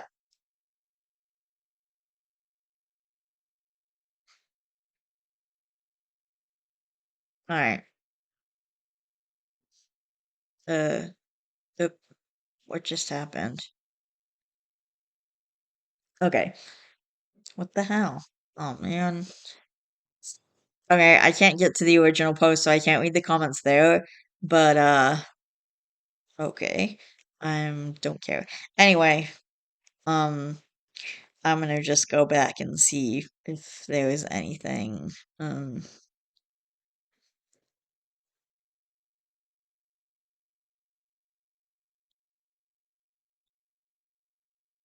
Okay, this next one's from r slash am I the asshole? Am I the asshole for not comforting my child during an emotional breakdown? And this one was tagged as, yeah, you're the asshole. So, this is a throwaway account. My wife recently passed away about a month ago. We have two kids, Jacob, a 20-year-old male, and Felicia, an 18-year-old female. My daughter is very introverted while my son is more extroverted, like myself and my wife. I didn't have a close I didn't have a close bond with my daughter and was a lot closer to my son. While my wife was closer to my daughter was more academically driven and spent her time staying at home and studying most nights. She's also very independent and deals with things on her own. So when her mom passed away, I wasn't sure how to handle her, and I didn't know if she wanted comfort or if she was okay on her own. When her mother passed away, she didn't show anything openly. She became more reserved and didn't speak much. My parents came down to offer their condolences, and my daughter, who doesn't like them very much, had to be forced to sit at the dinner table. Why are you forcing her to do that? To be around people she doesn't like and to sit at the dinner table and her mom just passed. Like, even if her mom didn't pass, that's pretty much of a butthole move. My mother and father were telling me about some females they think that I should consider dating. Really, you're gonna make her to listen to this conversation? I told her that she got into a conversation that wasn't about her. Excuse me, it's going to affect her life if you start dating a new woman, and it's obviously affecting her because she's upset. Ugh, okay. My dad told her that she wouldn't understand, blah, blah, blah. She said that it was rude and inconsiderate, considering that all of us were still grieving either the loss of someone significant, that all of us were still grieving the loss of someone significant to all of us. My mother then made a comment saying that she didn't cry at the funeral, and therefore she wasn't significant enough to her. Therefore, long story short, my daughter screamed at her, saying that just because she didn't cry, it didn't mean she didn't feel any pain. That she cried herself to sleep every night and would wait near the front door, just waiting for her mom to come back home and realize she wouldn't. She looked at me and said that she knows how I see her as some emotionless robot, and it only showed Jacob comfort. She was a sobbing mess, and I honestly didn't know how to react. She hadn't shown that much emotion in front of people before. My son decided to take her out and away from the situation, and he had texted me saying that I should have intervened and shown her some comfort as that's what she needed. I told her that she was very independent and dealt with things by herself, and he argued that she was still a teenager and that she had emotions too. So am I the asshole? I honestly don't know how to handle this. Edit. I also think people have forgotten that I became a widow or that I lost the love of my life. I'm also in grieving, and I know that I need to look after my children. Okay. Oh, you're the asshole, all right, among other things. Also, your daughter is right. Your parents are rude and inconsiderate, and that's saying it lightly. Why on earth would you invite your parents to dinner with your grieving son and daughter, knowing they didn't like your wife and don't like your daughter? Ugh, you're the asshole. For real though, I don't think OP likes his daughter either. Him and his parents have a pretty sexist vibe to them. I hope her maternal grandparents are around so she has some sort of adult support in her life. Edit, removed a redundant word. Eh. Females is always a tell. Ugh, gross. No. Alright, well, yeesh. Poor OP's daughter, he sounds so toxic and abusive. Yeah, sucks to be her. Ugh, I don't like that. Alright. And yes, you're the asshole. You are absolutely the asshole.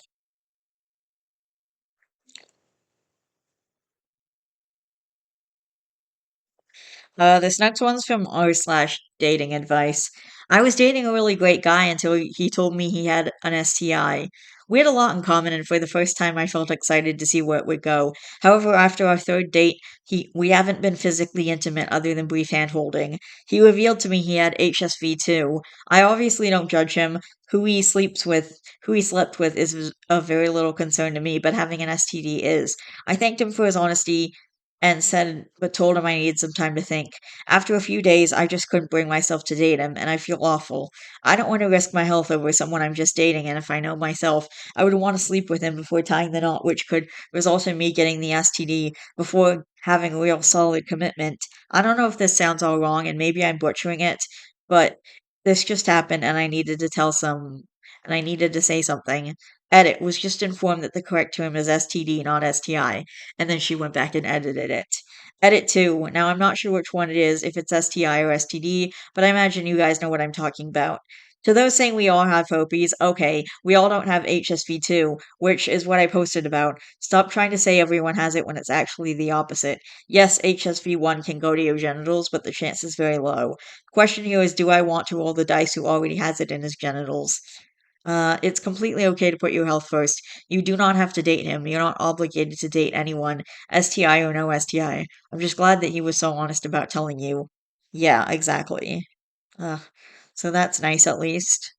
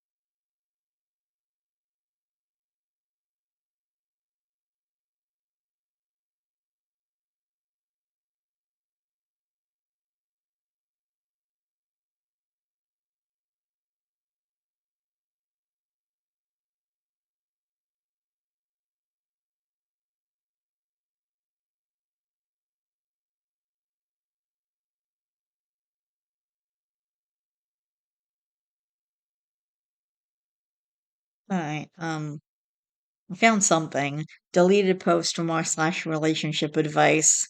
Struggling to stay faithful and remain attracted to my wife.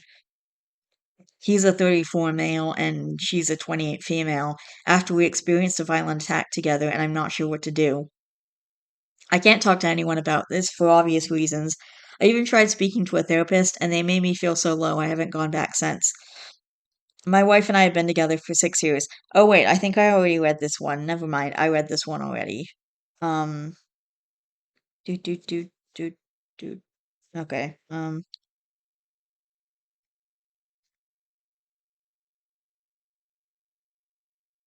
hang on.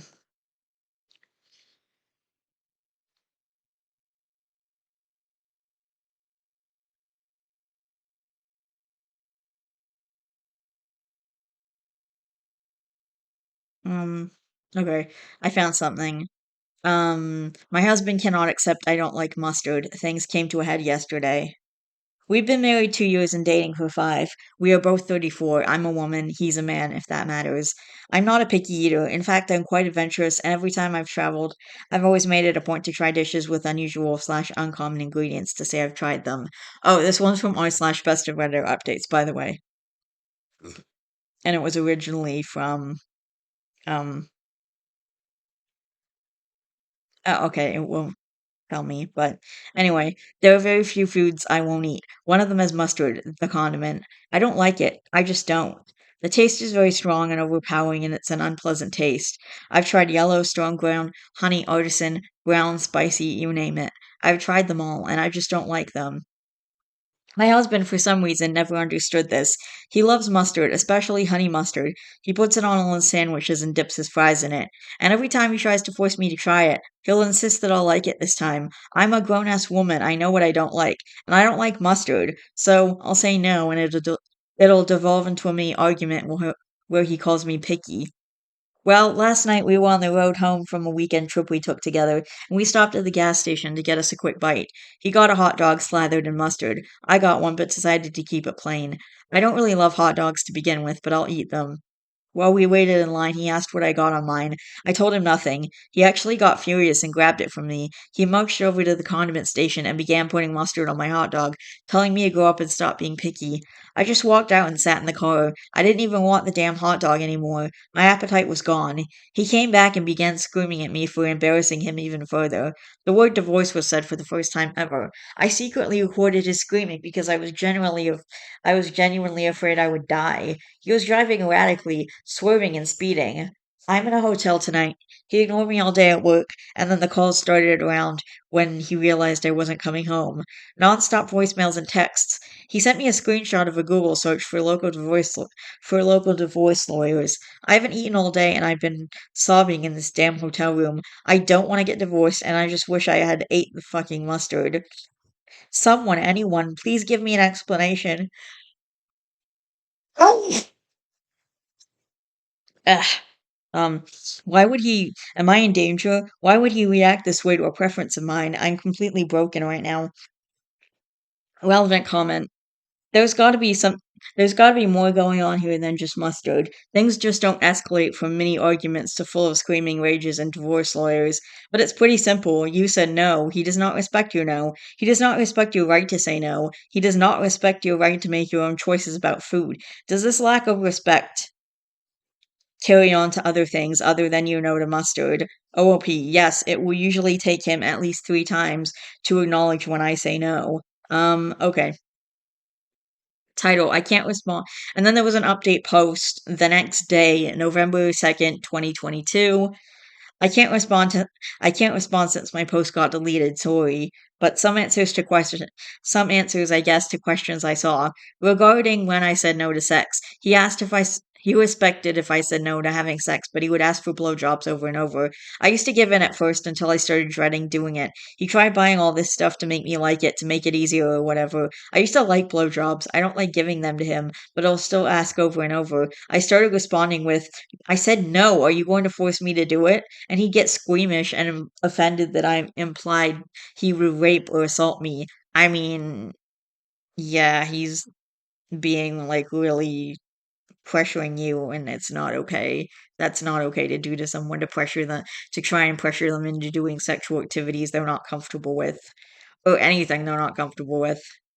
Um, If I have a support system, no. I've always been a very small circle kind of person, and I lost touch with casual college friends. My friends are his friends. It makes me feel like a loser, but I don't really have friends of my own.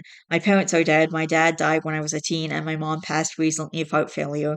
I have no siblings. I'm financially capable of living on my own, and I could pay for a divorce. I just really don't want things to be this way. The mustard thing was always just an annoyance to me. I didn't consider it a deal breaker, but obviously it is for him.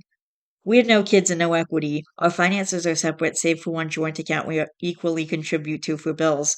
We're looking at buying a house. I'm safe. I'm at work and I'm staying in the hotel until further notice.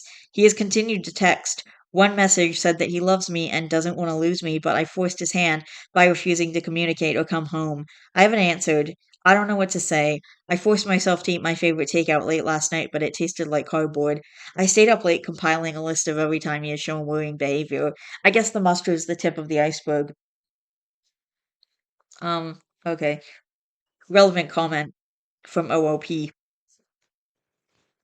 An addendum, I suppose.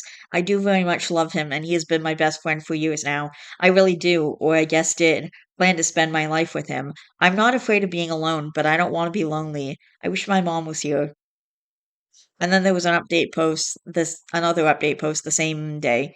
Thank you all for being so kind. A quick ramble before bed. Sincerely, thank you for all your kind words as well as sending me links to resources. He has reverted back and has told me that he never wants to see me again, so I suppose that gives me time to read that book that someone on RA suggested to me. I forget the name. I will admit, while I was at work and thinking of the lonely room waiting for me after 5, I considered just going home, but I knew what awaited me. I'm too drained to muster up the kind of apology that he would be expecting in order for things to go back to normal. I honestly fear that our normal is very detrimental to me. I also just don't want to apologize. I don't think I did anything wrong, and you all helped validate that. I always felt like I was the one disturbing the peace. He'd get so upset over things that were little to no effort for me to just do or go along with because I loved him. And somewhere along the way, I think I lost myself. I never liked mustard. I never liked golf or camping or red wine, but he loves all of these and wanted me to love them too. He said he was introducing me to his hobbies so we could have shared interests as a couple. But I've realized that out of all the things I used to like, he has either refused to try or ignored my interests. Our shared interests are just his. God, how do I feel like my own person again? My world broke not 2 days ago, and now I'm drunk at a hotel bar, switching between Reddit and researching divorce lawyers. I still don't want a divorce, it's so permanent. I never pictured myself a divorcee. I used to think that every choice I made deliberately. It used to be a point of pride for me, but he's making this choice for me, and it hurts.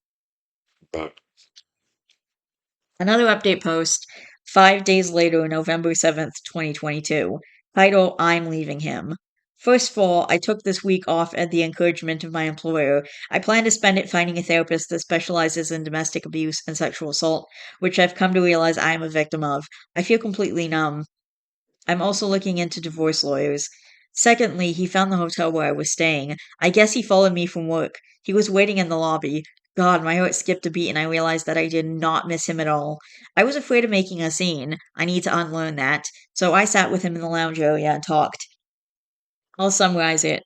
I pointed out the security camera and said if he tries to hurt me, there'd be footage and I would press charges without a second thought. He was completely shocked and said he'd never hurt me. I reminded how I reminded him how I feared for my life in the car. He just ignored me. He asked why I wasn't coming home. I was completely blank-faced when I told him, because you were divorcing me. He said he didn't mean it and was just upset. And I said, when normal people are upset, they express it in a healthy way. You threatened the end of our marriage. I'm taking you seriously. He got pissed and asked if I was saying he wasn't normal. Honestly, I just wanted the conversation to be done, so I told him if that's really all he heard, then there was no point in talking anymore.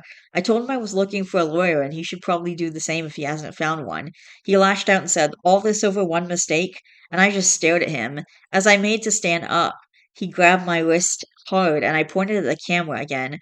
This just made him angrier. He never could handle slights to his ego. One mistake. It wasn't one mistake. It was a pattern of abuse over years. It was threatening me, intimidating me. I told him if he tried to contact me again beyond sending me his lawyer's details, I'd be calling the police. He let me go. I wanted to say I was badass and I celebrated in my room. I collapsed onto my bed and began sobbing. I was just so sick and angry and sad. He truly doesn't care about me. I've been crying on and off while calling local therapists. God, why is it so hard to find one? The amount of therapists that advertise but turn out to not be accepting new patients is unacceptable. I've looked into victims of domestic violence or domestic assault support groups as well.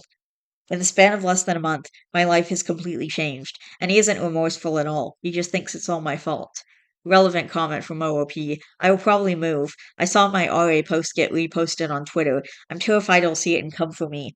A lot of people commenting on it were saying he would try to kill me, and I believe them. Yeah, maybe.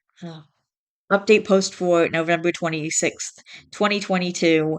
I have a divorce lawyer. That's all I'm comfortable with revealing on here for the time being. I will also mention that I have moved locations. I'm safe and secure. My work has allowed me to go full remote. My soon-to-be ex does not have my location, nor are there any trackers on my phone. I'm in contact with people and organizations who are helping me. Earlier this week, the calls and texts really ramped up. I was advised to leave him unblocked and simply muted so his messages would come through.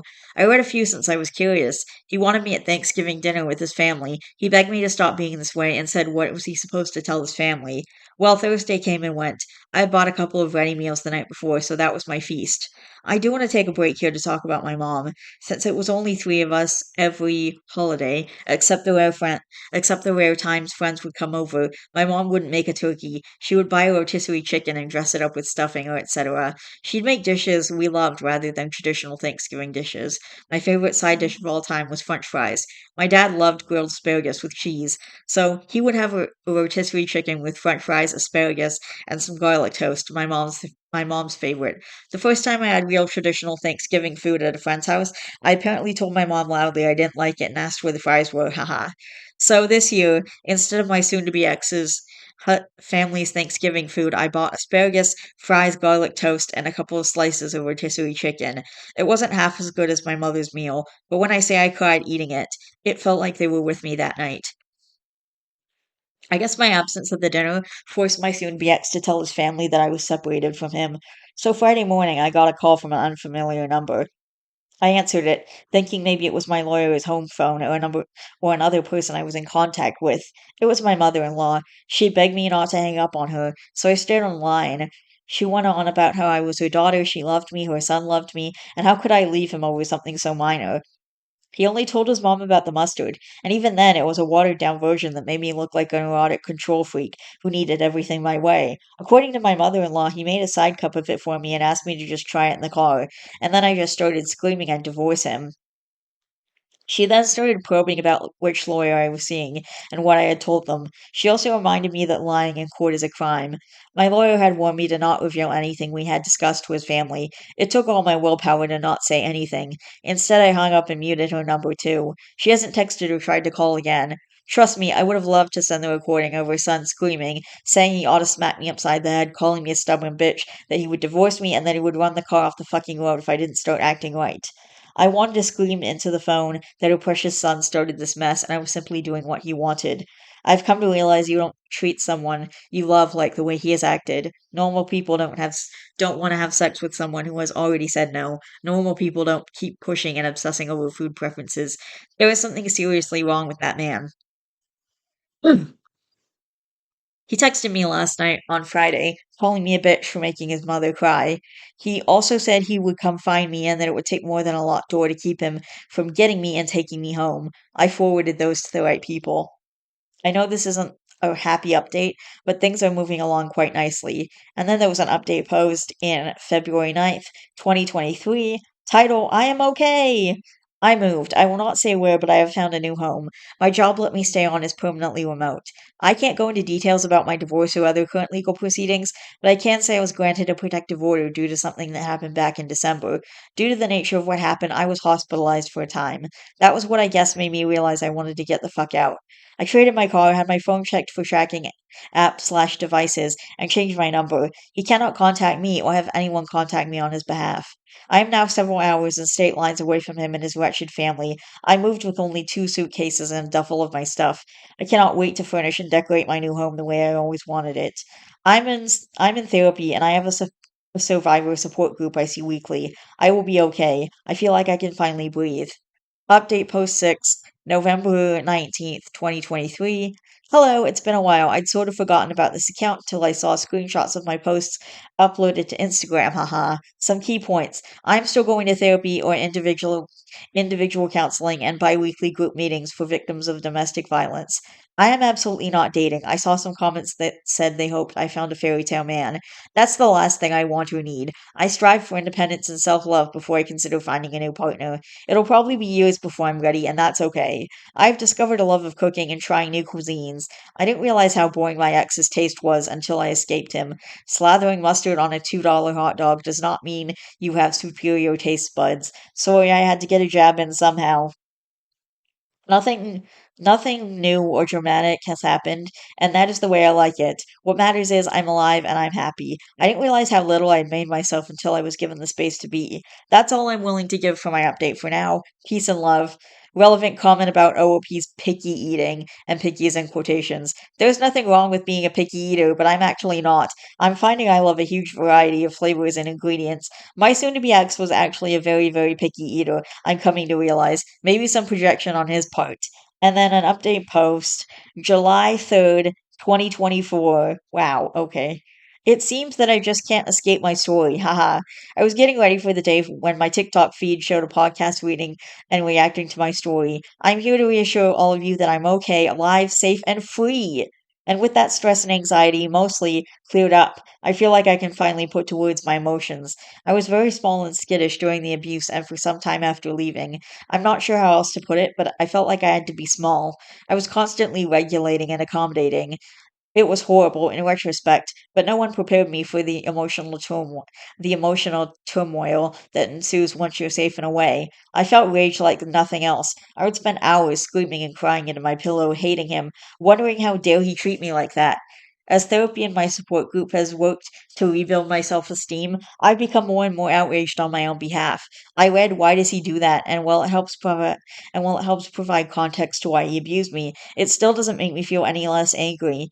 I guess. I'm angry for myself as a human being. He treated others with respect, but thought I deserved all that he did to me, and that makes me angry. Of course, there was relief and sadness and all of that. I think I slept for days straight after I left. I was in a daze. My therapist reassured me that all of this is normal. I don't want this update to be negative, not in the slightest. So, some good news as well. My therapist recommended yoga and Pilates and it has been great for me. The release of a deep stretch, being in shape, feeling strong, it all has helped me massively. I feel healthy, and yes, I cry when I do hip opening stretches, haha. Also, I made friends, real friends. I joined a local women's club, part of my neighborhood, and we do various activities bi-monthly. This next week, we'll be doing a little embroidery project. Everyone brings snacks, and we just enjoy each other's company. Too long didn't read. I'm alive. I'm angry, but part of that is healing, but I am working on being happy. Also, I will never ever eat mustard again or be forced into or be pushed into doing or be pushed into doing anything I said no to for the first time. NOOP clarifies an relevant comment. He did not do jail time. Oh my god, he should have. Wow. Okay. He did not do jail time, which he fucking should have. He went to mandated counseling, and that was considered legally acceptable, equivalent to jail in our state. That is ridiculous. Trigger warning, sexual assault. He raped me. That's the catalyst that resulted in me moving, and our divorce moving along properly. He was trying to impregnate me. He told me that. That comment at the end.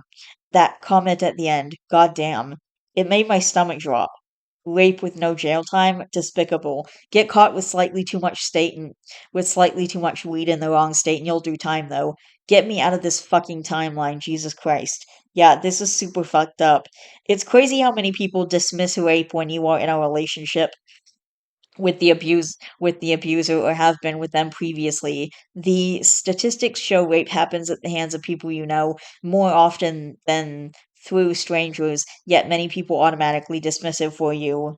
What, he did put OP into the hospital, yet that's still not reason enough for jail time? Outrageous. This is yeah, that's absolutely ridiculous.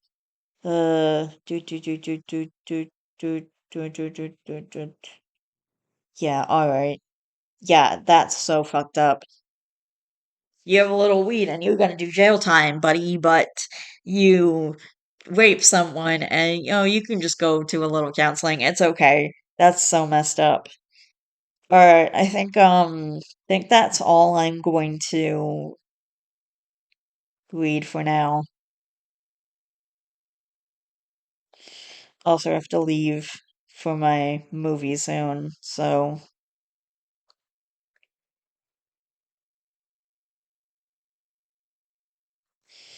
yeah, there are so many things.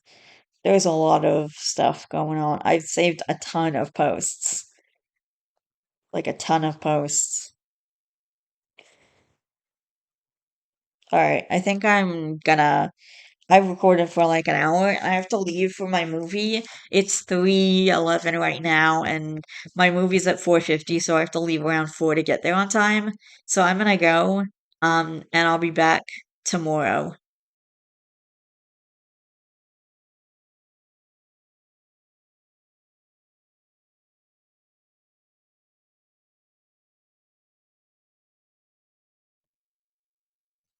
Alright, guys, I have a little time before my mom comes home, about 45 minutes, so I'm gonna do a little bit of recording of at least a couple of stories before she gets back. So, I'm already on this page for r/cat name, so I might as well just read the post. And this person says they're trying to name a kitten. Needs some names like Megatron or Asteroid Destroyer. My mom doesn't like those. And then I'm not sure why. And I decided to say, why does your mom's opinion matter on what you name your cat? I said if I got a female cat, I would name it Nancy. My mom said she didn't like it, and I said she would have to deal with it, and oh well. And then the person said back to me, my mom is too stubborn and will try to convince me to change it. She says, don't name her that. That's like a boy cat name, which is a really dumb thing to complain about. Like, okay, it's a boy cat name. Why does it matter? We shouldn't gender names in the first place. Like, if I want to name my daughter Dylan, I should be able to do that without worrying about. Anyway, I said, well, she can deal with it. Be stubborn right back. It's your cat. You should get to pick the name. It's ridiculous for your mom to be that way about a cat name, especially one that you own and you should get to pick the name for. And they haven't replied back to me yet. I don't know. They might get mad at me. We'll see. But regardless, I just wanted to, like, look at it, but I'm going to, I so I went to r slash am I the devil because I was curious about what else is here, and someone said this was their favorite. I think it was God of Fuck who said this is their favorite subreddit. So, um, my vacation over my wife's cat dying. And I love r slash am I the devil. And one of the reasons I love it so much is that they save the stories in case this story gets deleted slash removed. And they always have this. Like on every single story in r slash am I the devil, the top post, the pin post is always from a moderator, which is the post in case it gets deleted, which in this case it looks like it did. Am I the asshole for sulking about my wife canceling our summer vacation over a cat with a terminal condition? My wife and I have been together 17 years and have a very old cat and a toddler. The cat is my wife's, but we both look after him. He is a cool dude and I will miss him, but at the end of the day, he isn't a human or a dog, and I don't feel as strongly about him as my wife. Okay, that's very telling already. He isn't a human slash dog. Why are dogs valued more than cats? Why are humans valued more than cats? And your wife obviously loves this cat, and why don't you love the cat as much as if it had? I don't understand. Like, I don't understand people who are like, well, it's just a cat. It's not like it's a human or something. Like, why are they valued that way? Anyway, my job has fixed vacation times that cannot be changed or moved about. My next vacation period will be at least 10 months from now. 3 months ago, our cat was diagnosed with our condition, and we are giving him palliative care, which is basically like end of life care, kind of like hospice care for humans, I think, or it's just like really, really serious care for like a really seriously sick person. I'm not 100%. I think I said it correctly. I gave the correct um definition. Every 2 weeks or so, the vet has upped his meds while offering euthanasia as an alternative. As his condition deteriorates, he is not in pain but is basically sleeping all day or eating. My wife is from a farming background and worked in animal care and is well aware that often euthanasia is the best option for very sick animals. She just isn't applying this to her own life, I feel. At present, starting day one of my vacation, he gets meds every 6 hours, meaning one of us stays up till 1 a.m., and the other gets up at 7 a.m. These meds only alleviate symptoms and will not cure him. Due to us also having a child, this routine is only feasible while I'm off work. Therefore, we both go to bed at wildly different times. Neither of us gets much sleep due to the cat and our child. We cannot leave the house together for extended periods of time and definitely can't stay overnight anywhere. My wife doesn't work, and my job is incredibly stressful, so I rely on vacations to keep my mental health in check. This year has been particularly stressful for both of us due to a complicated birth and a baby who wouldn't sleep regularly for about 9 months. We had just gotten to a routine when our cat got the initial diagnosis. When I return to work, this situation will be unmanageable, and I know my wife will put the cat to sleep. This means that my vacation time and our first summer as a family is being spent medicating a terminal cat only to euthanize him when my vacation is over. I also cannot bring this up as the end result is either A, we fall out, or B, she puts the cat to sleep, and we spend the remainder of my vacation mourning this cat. I feel this is a hopeless situation at this point, but I can't help but feel annoyed that my wife gave no thought at all to our family vacation, and me, but maybe I'm being childish. You are absolutely being childish. When making decisions about the cat's medical care or end of life. Am I being an asshole here? We are not arguing or anything, but I can't help but feel resentment and am struggling to be my usual happy self. Maybe I'm looking for relationship advice, or maybe I need to grow up. Yes. Yes, OP, you need to grow up. You need to grow up and you need to deal with the fact that this is what's happening and your wife's cat is deeply important to her, regardless of you putting less importance on a cat than a human or a dog. Which, by the way, I'm getting a cat once I get my own place. That's my plan. I'm going to first foster cats and start saving money for a cat, and then I'm going to eventually buy a cat. And I know I was saying the thing about the crested gecko and how I was going to get one in next summer, and I had like this big plan to save up for a crested gecko, but it turns out that that's not going to work out and stuff happened, and let's just say that's not the plan anymore. And my plan right now is to just spend my money the way that I want and not have to worry about the future because I don't know how long I'm going to be living here. It could be like a year or more, or it could only be a few more months. I have no idea what's happening with the subsidized housing list.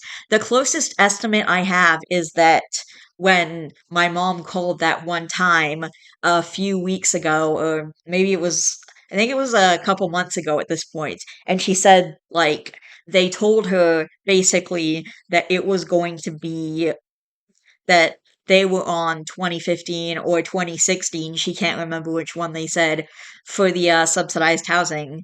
And my year that I signed up was 2017. So hopefully I'm coming up soon. I have no idea how long it's going to be, but I also want to save up for my birthday party. So I think I'm just going to use my money for that. And I won't be able to pay my mom for storage anymore because of some changes that are happening to my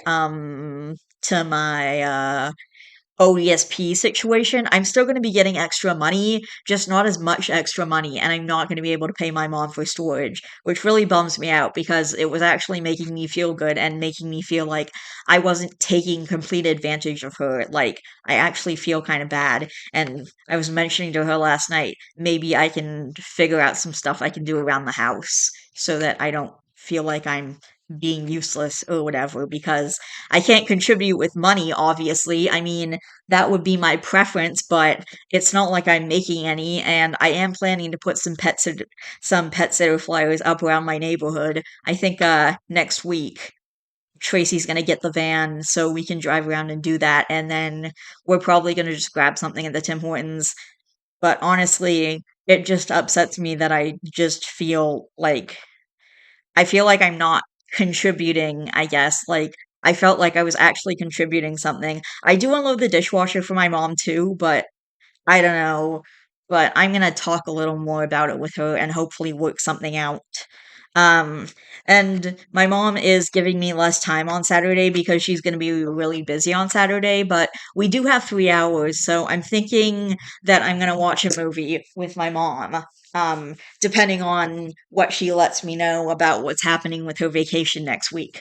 But I would like to try and watch a movie with my mom on Saturday, but she says we're having 3 hours, so I just get her to give me 2 days notice of whatever's happening on Saturday. So she usually tells me on Thursday how much time we're gonna have together, and sometimes it'll be 4 or 5 hours, but lately it's only been a couple of hours, like 2 to 3 hours. So I mean, although we did spend all sorts of extra time together over the long weekend, like we went to the Cheesecake Factory, we went to Swiss Chalet, we did all this other shit. And then on both Friday and Sunday nights, because we wanted to eat dessert together, we just had a little like dessert and then we would watch TV together. Because my mom just got her dessert to go, and I obviously had chocolate cake. And I got more chocolate cake because there's literally a cake vending machine in the mall where we were going to the Cheesecake Factory. I was like, I'm getting cake. So my mom paid for one of the slices of cake because she was buying herself cheesecake, and she was like, well, we need cake if we're celebrating, 15 years of our dad being gone. So, well, my dad, her ex-husband or whatever you want to call it. But yeah, but we did do that, and then I got cake, and she paid for one of the slices, and I paid for a couple, and now there's extra slices of cake in the freezer because I mean, I just really wanted cake, and I saved money specifically so I could buy cake. And anyway, so that's what's happening. Okay, let's see some of this Oh, this person is a top commenter. I would like to point out that the wife, whom I shall call Lisa, is just now a year out from what OOP calls a complicated birth. That sounds like a pretty big trauma to me, and one where it makes sense to me that she'd be desperate to not have another upheaval in the form of her cat dying. This is even more true if Lisa is experiencing any form of postpartum depression. Also, I went and I checked his comments, and this one in particular struck me. All I have done for the past year is parenting, housework, gardening, DIY, redecorating, and my full time job. Zero nights out or time away. Our vacation was a few days in a quiet retreat for all three of us to relax and hopefully rediscover the romantic side of our marriage. Now we are stuck in the house. I'm going to be generous and assume OOP didn't think through the disgusting implications of the three of us rediscovering the romantic side of our marriage. Yeah, why is the baby Ew. Why is the baby romantic? That's not romanticized. Let's not stick the baby in that romantic situation. I kind of get what he was going for. Like he wants to rediscover, he wants to, love on his wife and love on his kid in two completely different ways, but he just wants to have some happy time with them. And I think he's mad because in his brain, Lisa cares more about her cat than him. I think he was hoping she would leap at the chance to reconnect with him romantically and possibly sexually, and instead they're nursing the cat. What's worse, I don't know if he's capable of talking to her about why she's so focused on keeping her cat alive without losing his temper and whining about his vacation. What's really ironic to me is that, in a way, this is the romantic side of marriage. He's helping her keep her cat alive a little longer at the cost of his own sleep. That's not a small thing, but I don't think he can see it that way because he's angry and thinks she's being selfish. Last year I had cancer and did chemo. I also had a very old dog with a heart condition. Once chemo was done, I hung on to that dog for dear life.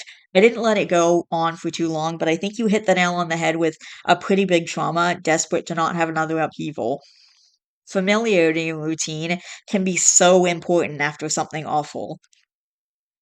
And then someone responds, my dog died 4 months after my mom. My dad had died 2.5 years earlier, both after a long decline. It was just such an awful blow, especially since I had gotten her right before my mom had a stroke, and she was with me through part of undergrad and law school and all the caregiving. Her cat was probably with her through a lot of stuff, too, including what was possibly a hard pregnancy and postpartum depression. The fact that he can't see this is heartbreaking. I mean, shit, the cat is old.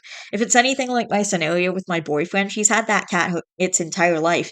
And I know in his case, he's coming to terms with the fact that dogs always have and not like, well, why she might not be ready to give up a companion she's possibly known her entire adult life, if not longer. It's so callous and cruel to him to be acting like this process is an inconvenience to him.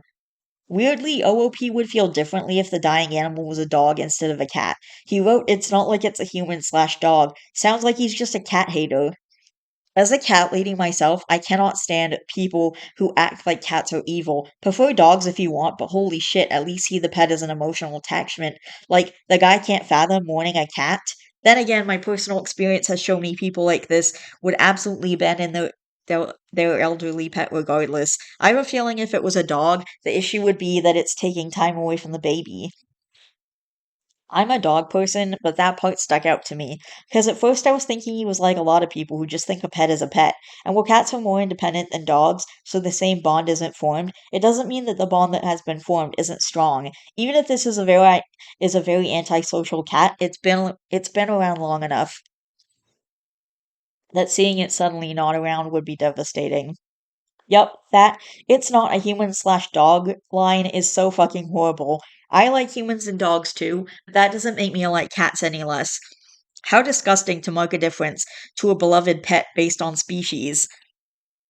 I don't much like spiders, but I understood when my neighbors were upset losing their tarantula that I used to feed when they went away. I might not have loved the little guy, but for them he was as much a pet as my beloved kitties are to me when my dog was growing up. A beloved pet is a beloved pet, and how could you live with a cat for so long and still not see him as much loved as a dog? That makes OP frighteningly uncaring to me. I really wouldn't trust this guy. I love this person who's like, I don't much like spiders, but I understood that my neighbors were upset losing their tarantula. Oh my gosh.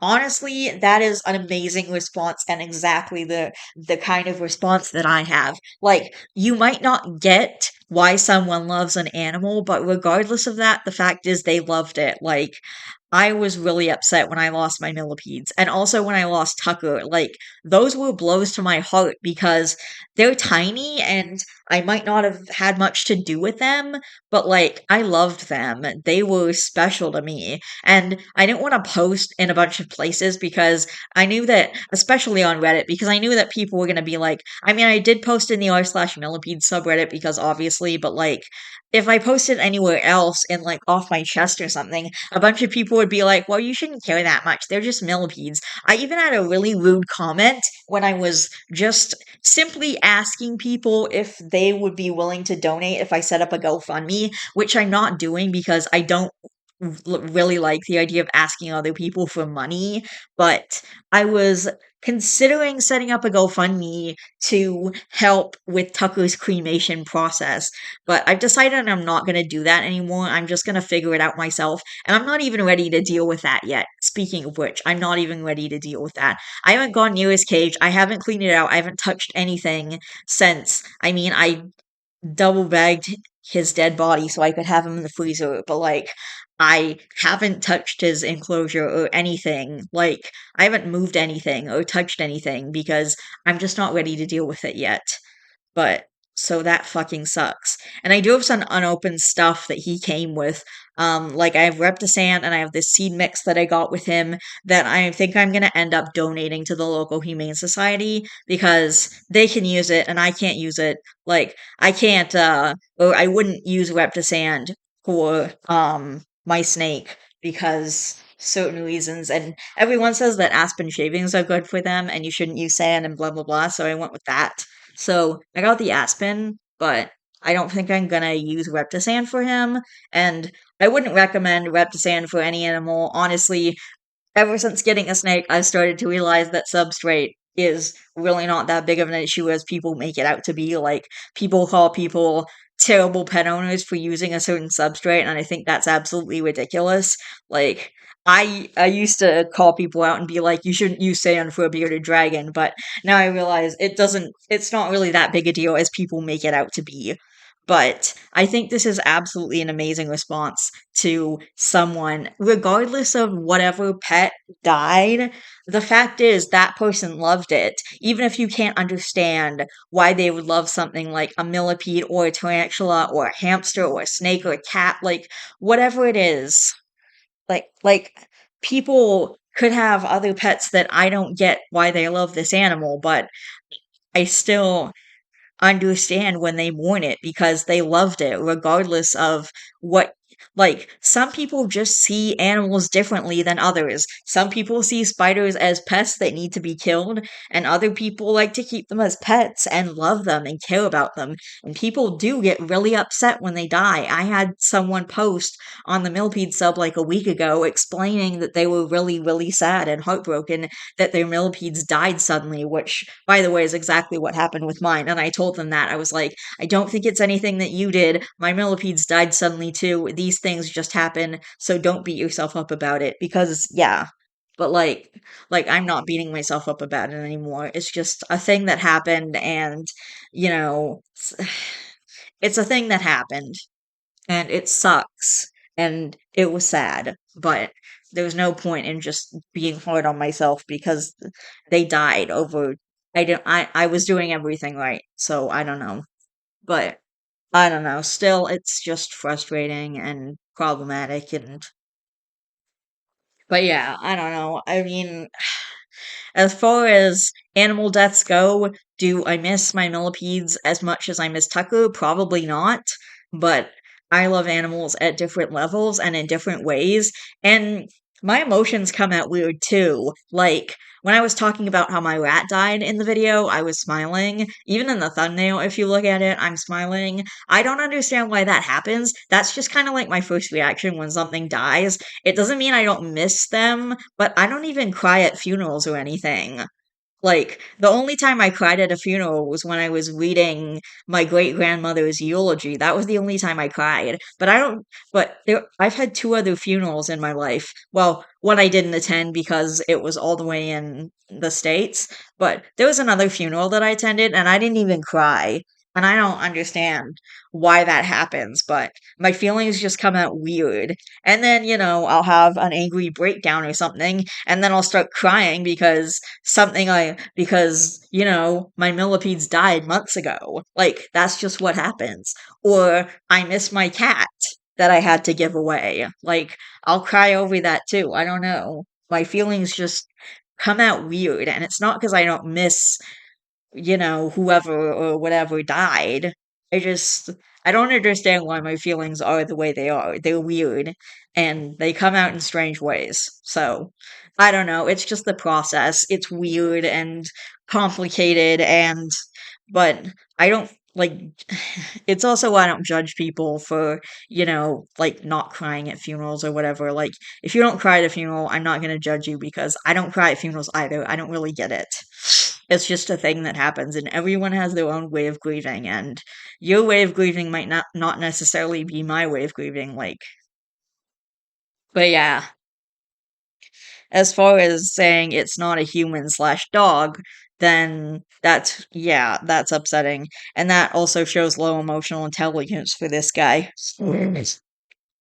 But anyway, then there's just a bunch of people talking about cancer, and Double D had cancer. That was kind of upsetting. Well, I say kind of. That was really upsetting. But at the end of, and then someone else says, but at the end of the day, he isn't a human slash dog. Notice that immediately too. How very mature when your wife is already in mourning. How long until he gets a dog after the cat's passing? People who dislike cats are so weird about it. Yeah, it is weird. I think whenever a post gets deleted, the comments are still there. So I think we're gonna go to this post and I'm just gonna see what the comments say because I'm like really curious. Info. So, what do you think should be happening here? What did you expect your wife to do to save your vacation? What do you expect? What did you expect your wife to do to save your vacation? Make the cat not die? Not care about her much loved pet? Because it sounds like you expect your wife to just not care about the death of her furry family member. You may not love the cat, and as long as you treat the cat decently or not required to, but she clearly does. It's not like he's a dog. You're the asshole, OP. No words for your callousness. Your wife and child deserve better than you.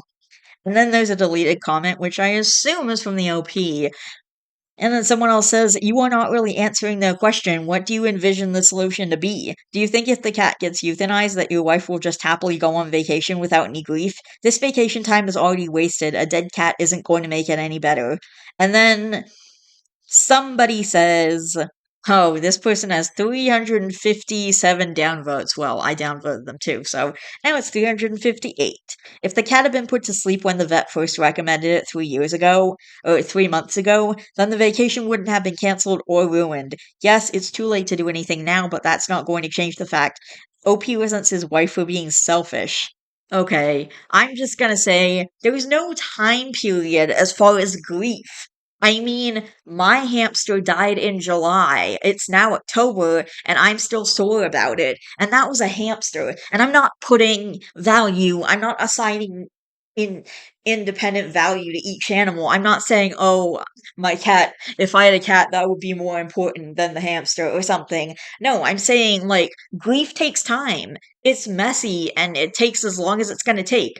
I mean, I still get upset over the fact that I'm never going to see my great grandmother again. I get upset over the fact that I'm never going to hear her voice again. I get upset over the fact I still get freaked out by hospitals because that's where she fucking died. She had a stroke there, and then 3 days later she died. And the last time I saw her was when I was visiting her in the hospital, and I knew she wasn't going to make it. That was the last time I ever saw her, and it was really hard for me. And I still have a thing with hospitals because of it. I mean, it's gotten a little better since I had my broken arm and I had to spend a lot of time in the hospital because of, that whole situation, but I still have I still miss people in my life who are gone. I don't think that ever completely goes away. Like, it's I don't think that ever completely goes away because nothing can be done to put that missing piece back. It's like you're missing a piece of your heart when someone you love dies, whether it's a pet or a human family member. Still, it's like a piece of your heart dies with them and nothing can be done to bring that back. It's not like you can just buy another animal and that fixes. I mean, yeah, having another animal is great because then you have this other animal to give the love to that you didn't get to give to the dead pet, or that you were able to give to your dead pet before it passed, and then you want to pass that love on to something else, which is one of the main reasons I'm getting a cat, because I I had to give away Princess Carolyn and I never got to love her the way that I should, and it was really unfair. But now I'm feeling like maybe she wants me to give that love to another cat. Like maybe it's finally okay for me to move on. I'm starting to feel like I'm ready to move on and I'm ready to get another cat and have another cat in my life. And my plan is to start by fostering cats from the Humane Society and then be able to adopt one when I have the money to be able to do so. The only reason I'm fostering is because I don't have the money to immediately adopt a cat. So I'm gonna just go ahead and end up fostering cats until I can adopt one, because when you foster a cat, they pay for everything, and basically you just need to provide them with a place to live and a lot of love, both of which I can do. Well, one of which I can do right now, but the second one is hopefully coming soon. But like for real, there's nothing you can put in that piece of your heart that is going to fix it. Like there's nothing you can put there that will fix it. There's n- I mean, yeah, it heals over time. It can get better, but you're never going to stop missing that person. Like when you think about that person, there's always going to be a little sadness there, because you're always just going to feel like, you're always just going to be like, and you're always just going to realize that they're never coming back. They're never coming back. And that hurts. And it's the same way with pets. You look back on that animal and you're like, I loved them for so long, or even if it wasn't a long time. But I mean, I had that hamster for months and he died in July and I'm still grieving him. And that's the one thing I just realized I hadn't brought up yet.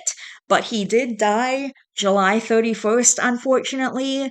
And I did not talk about that. I was planning to make like a video introducing him to you guys, like in a couple of weeks later, after he got somewhat familiar with me and I was able to take him out and stuff.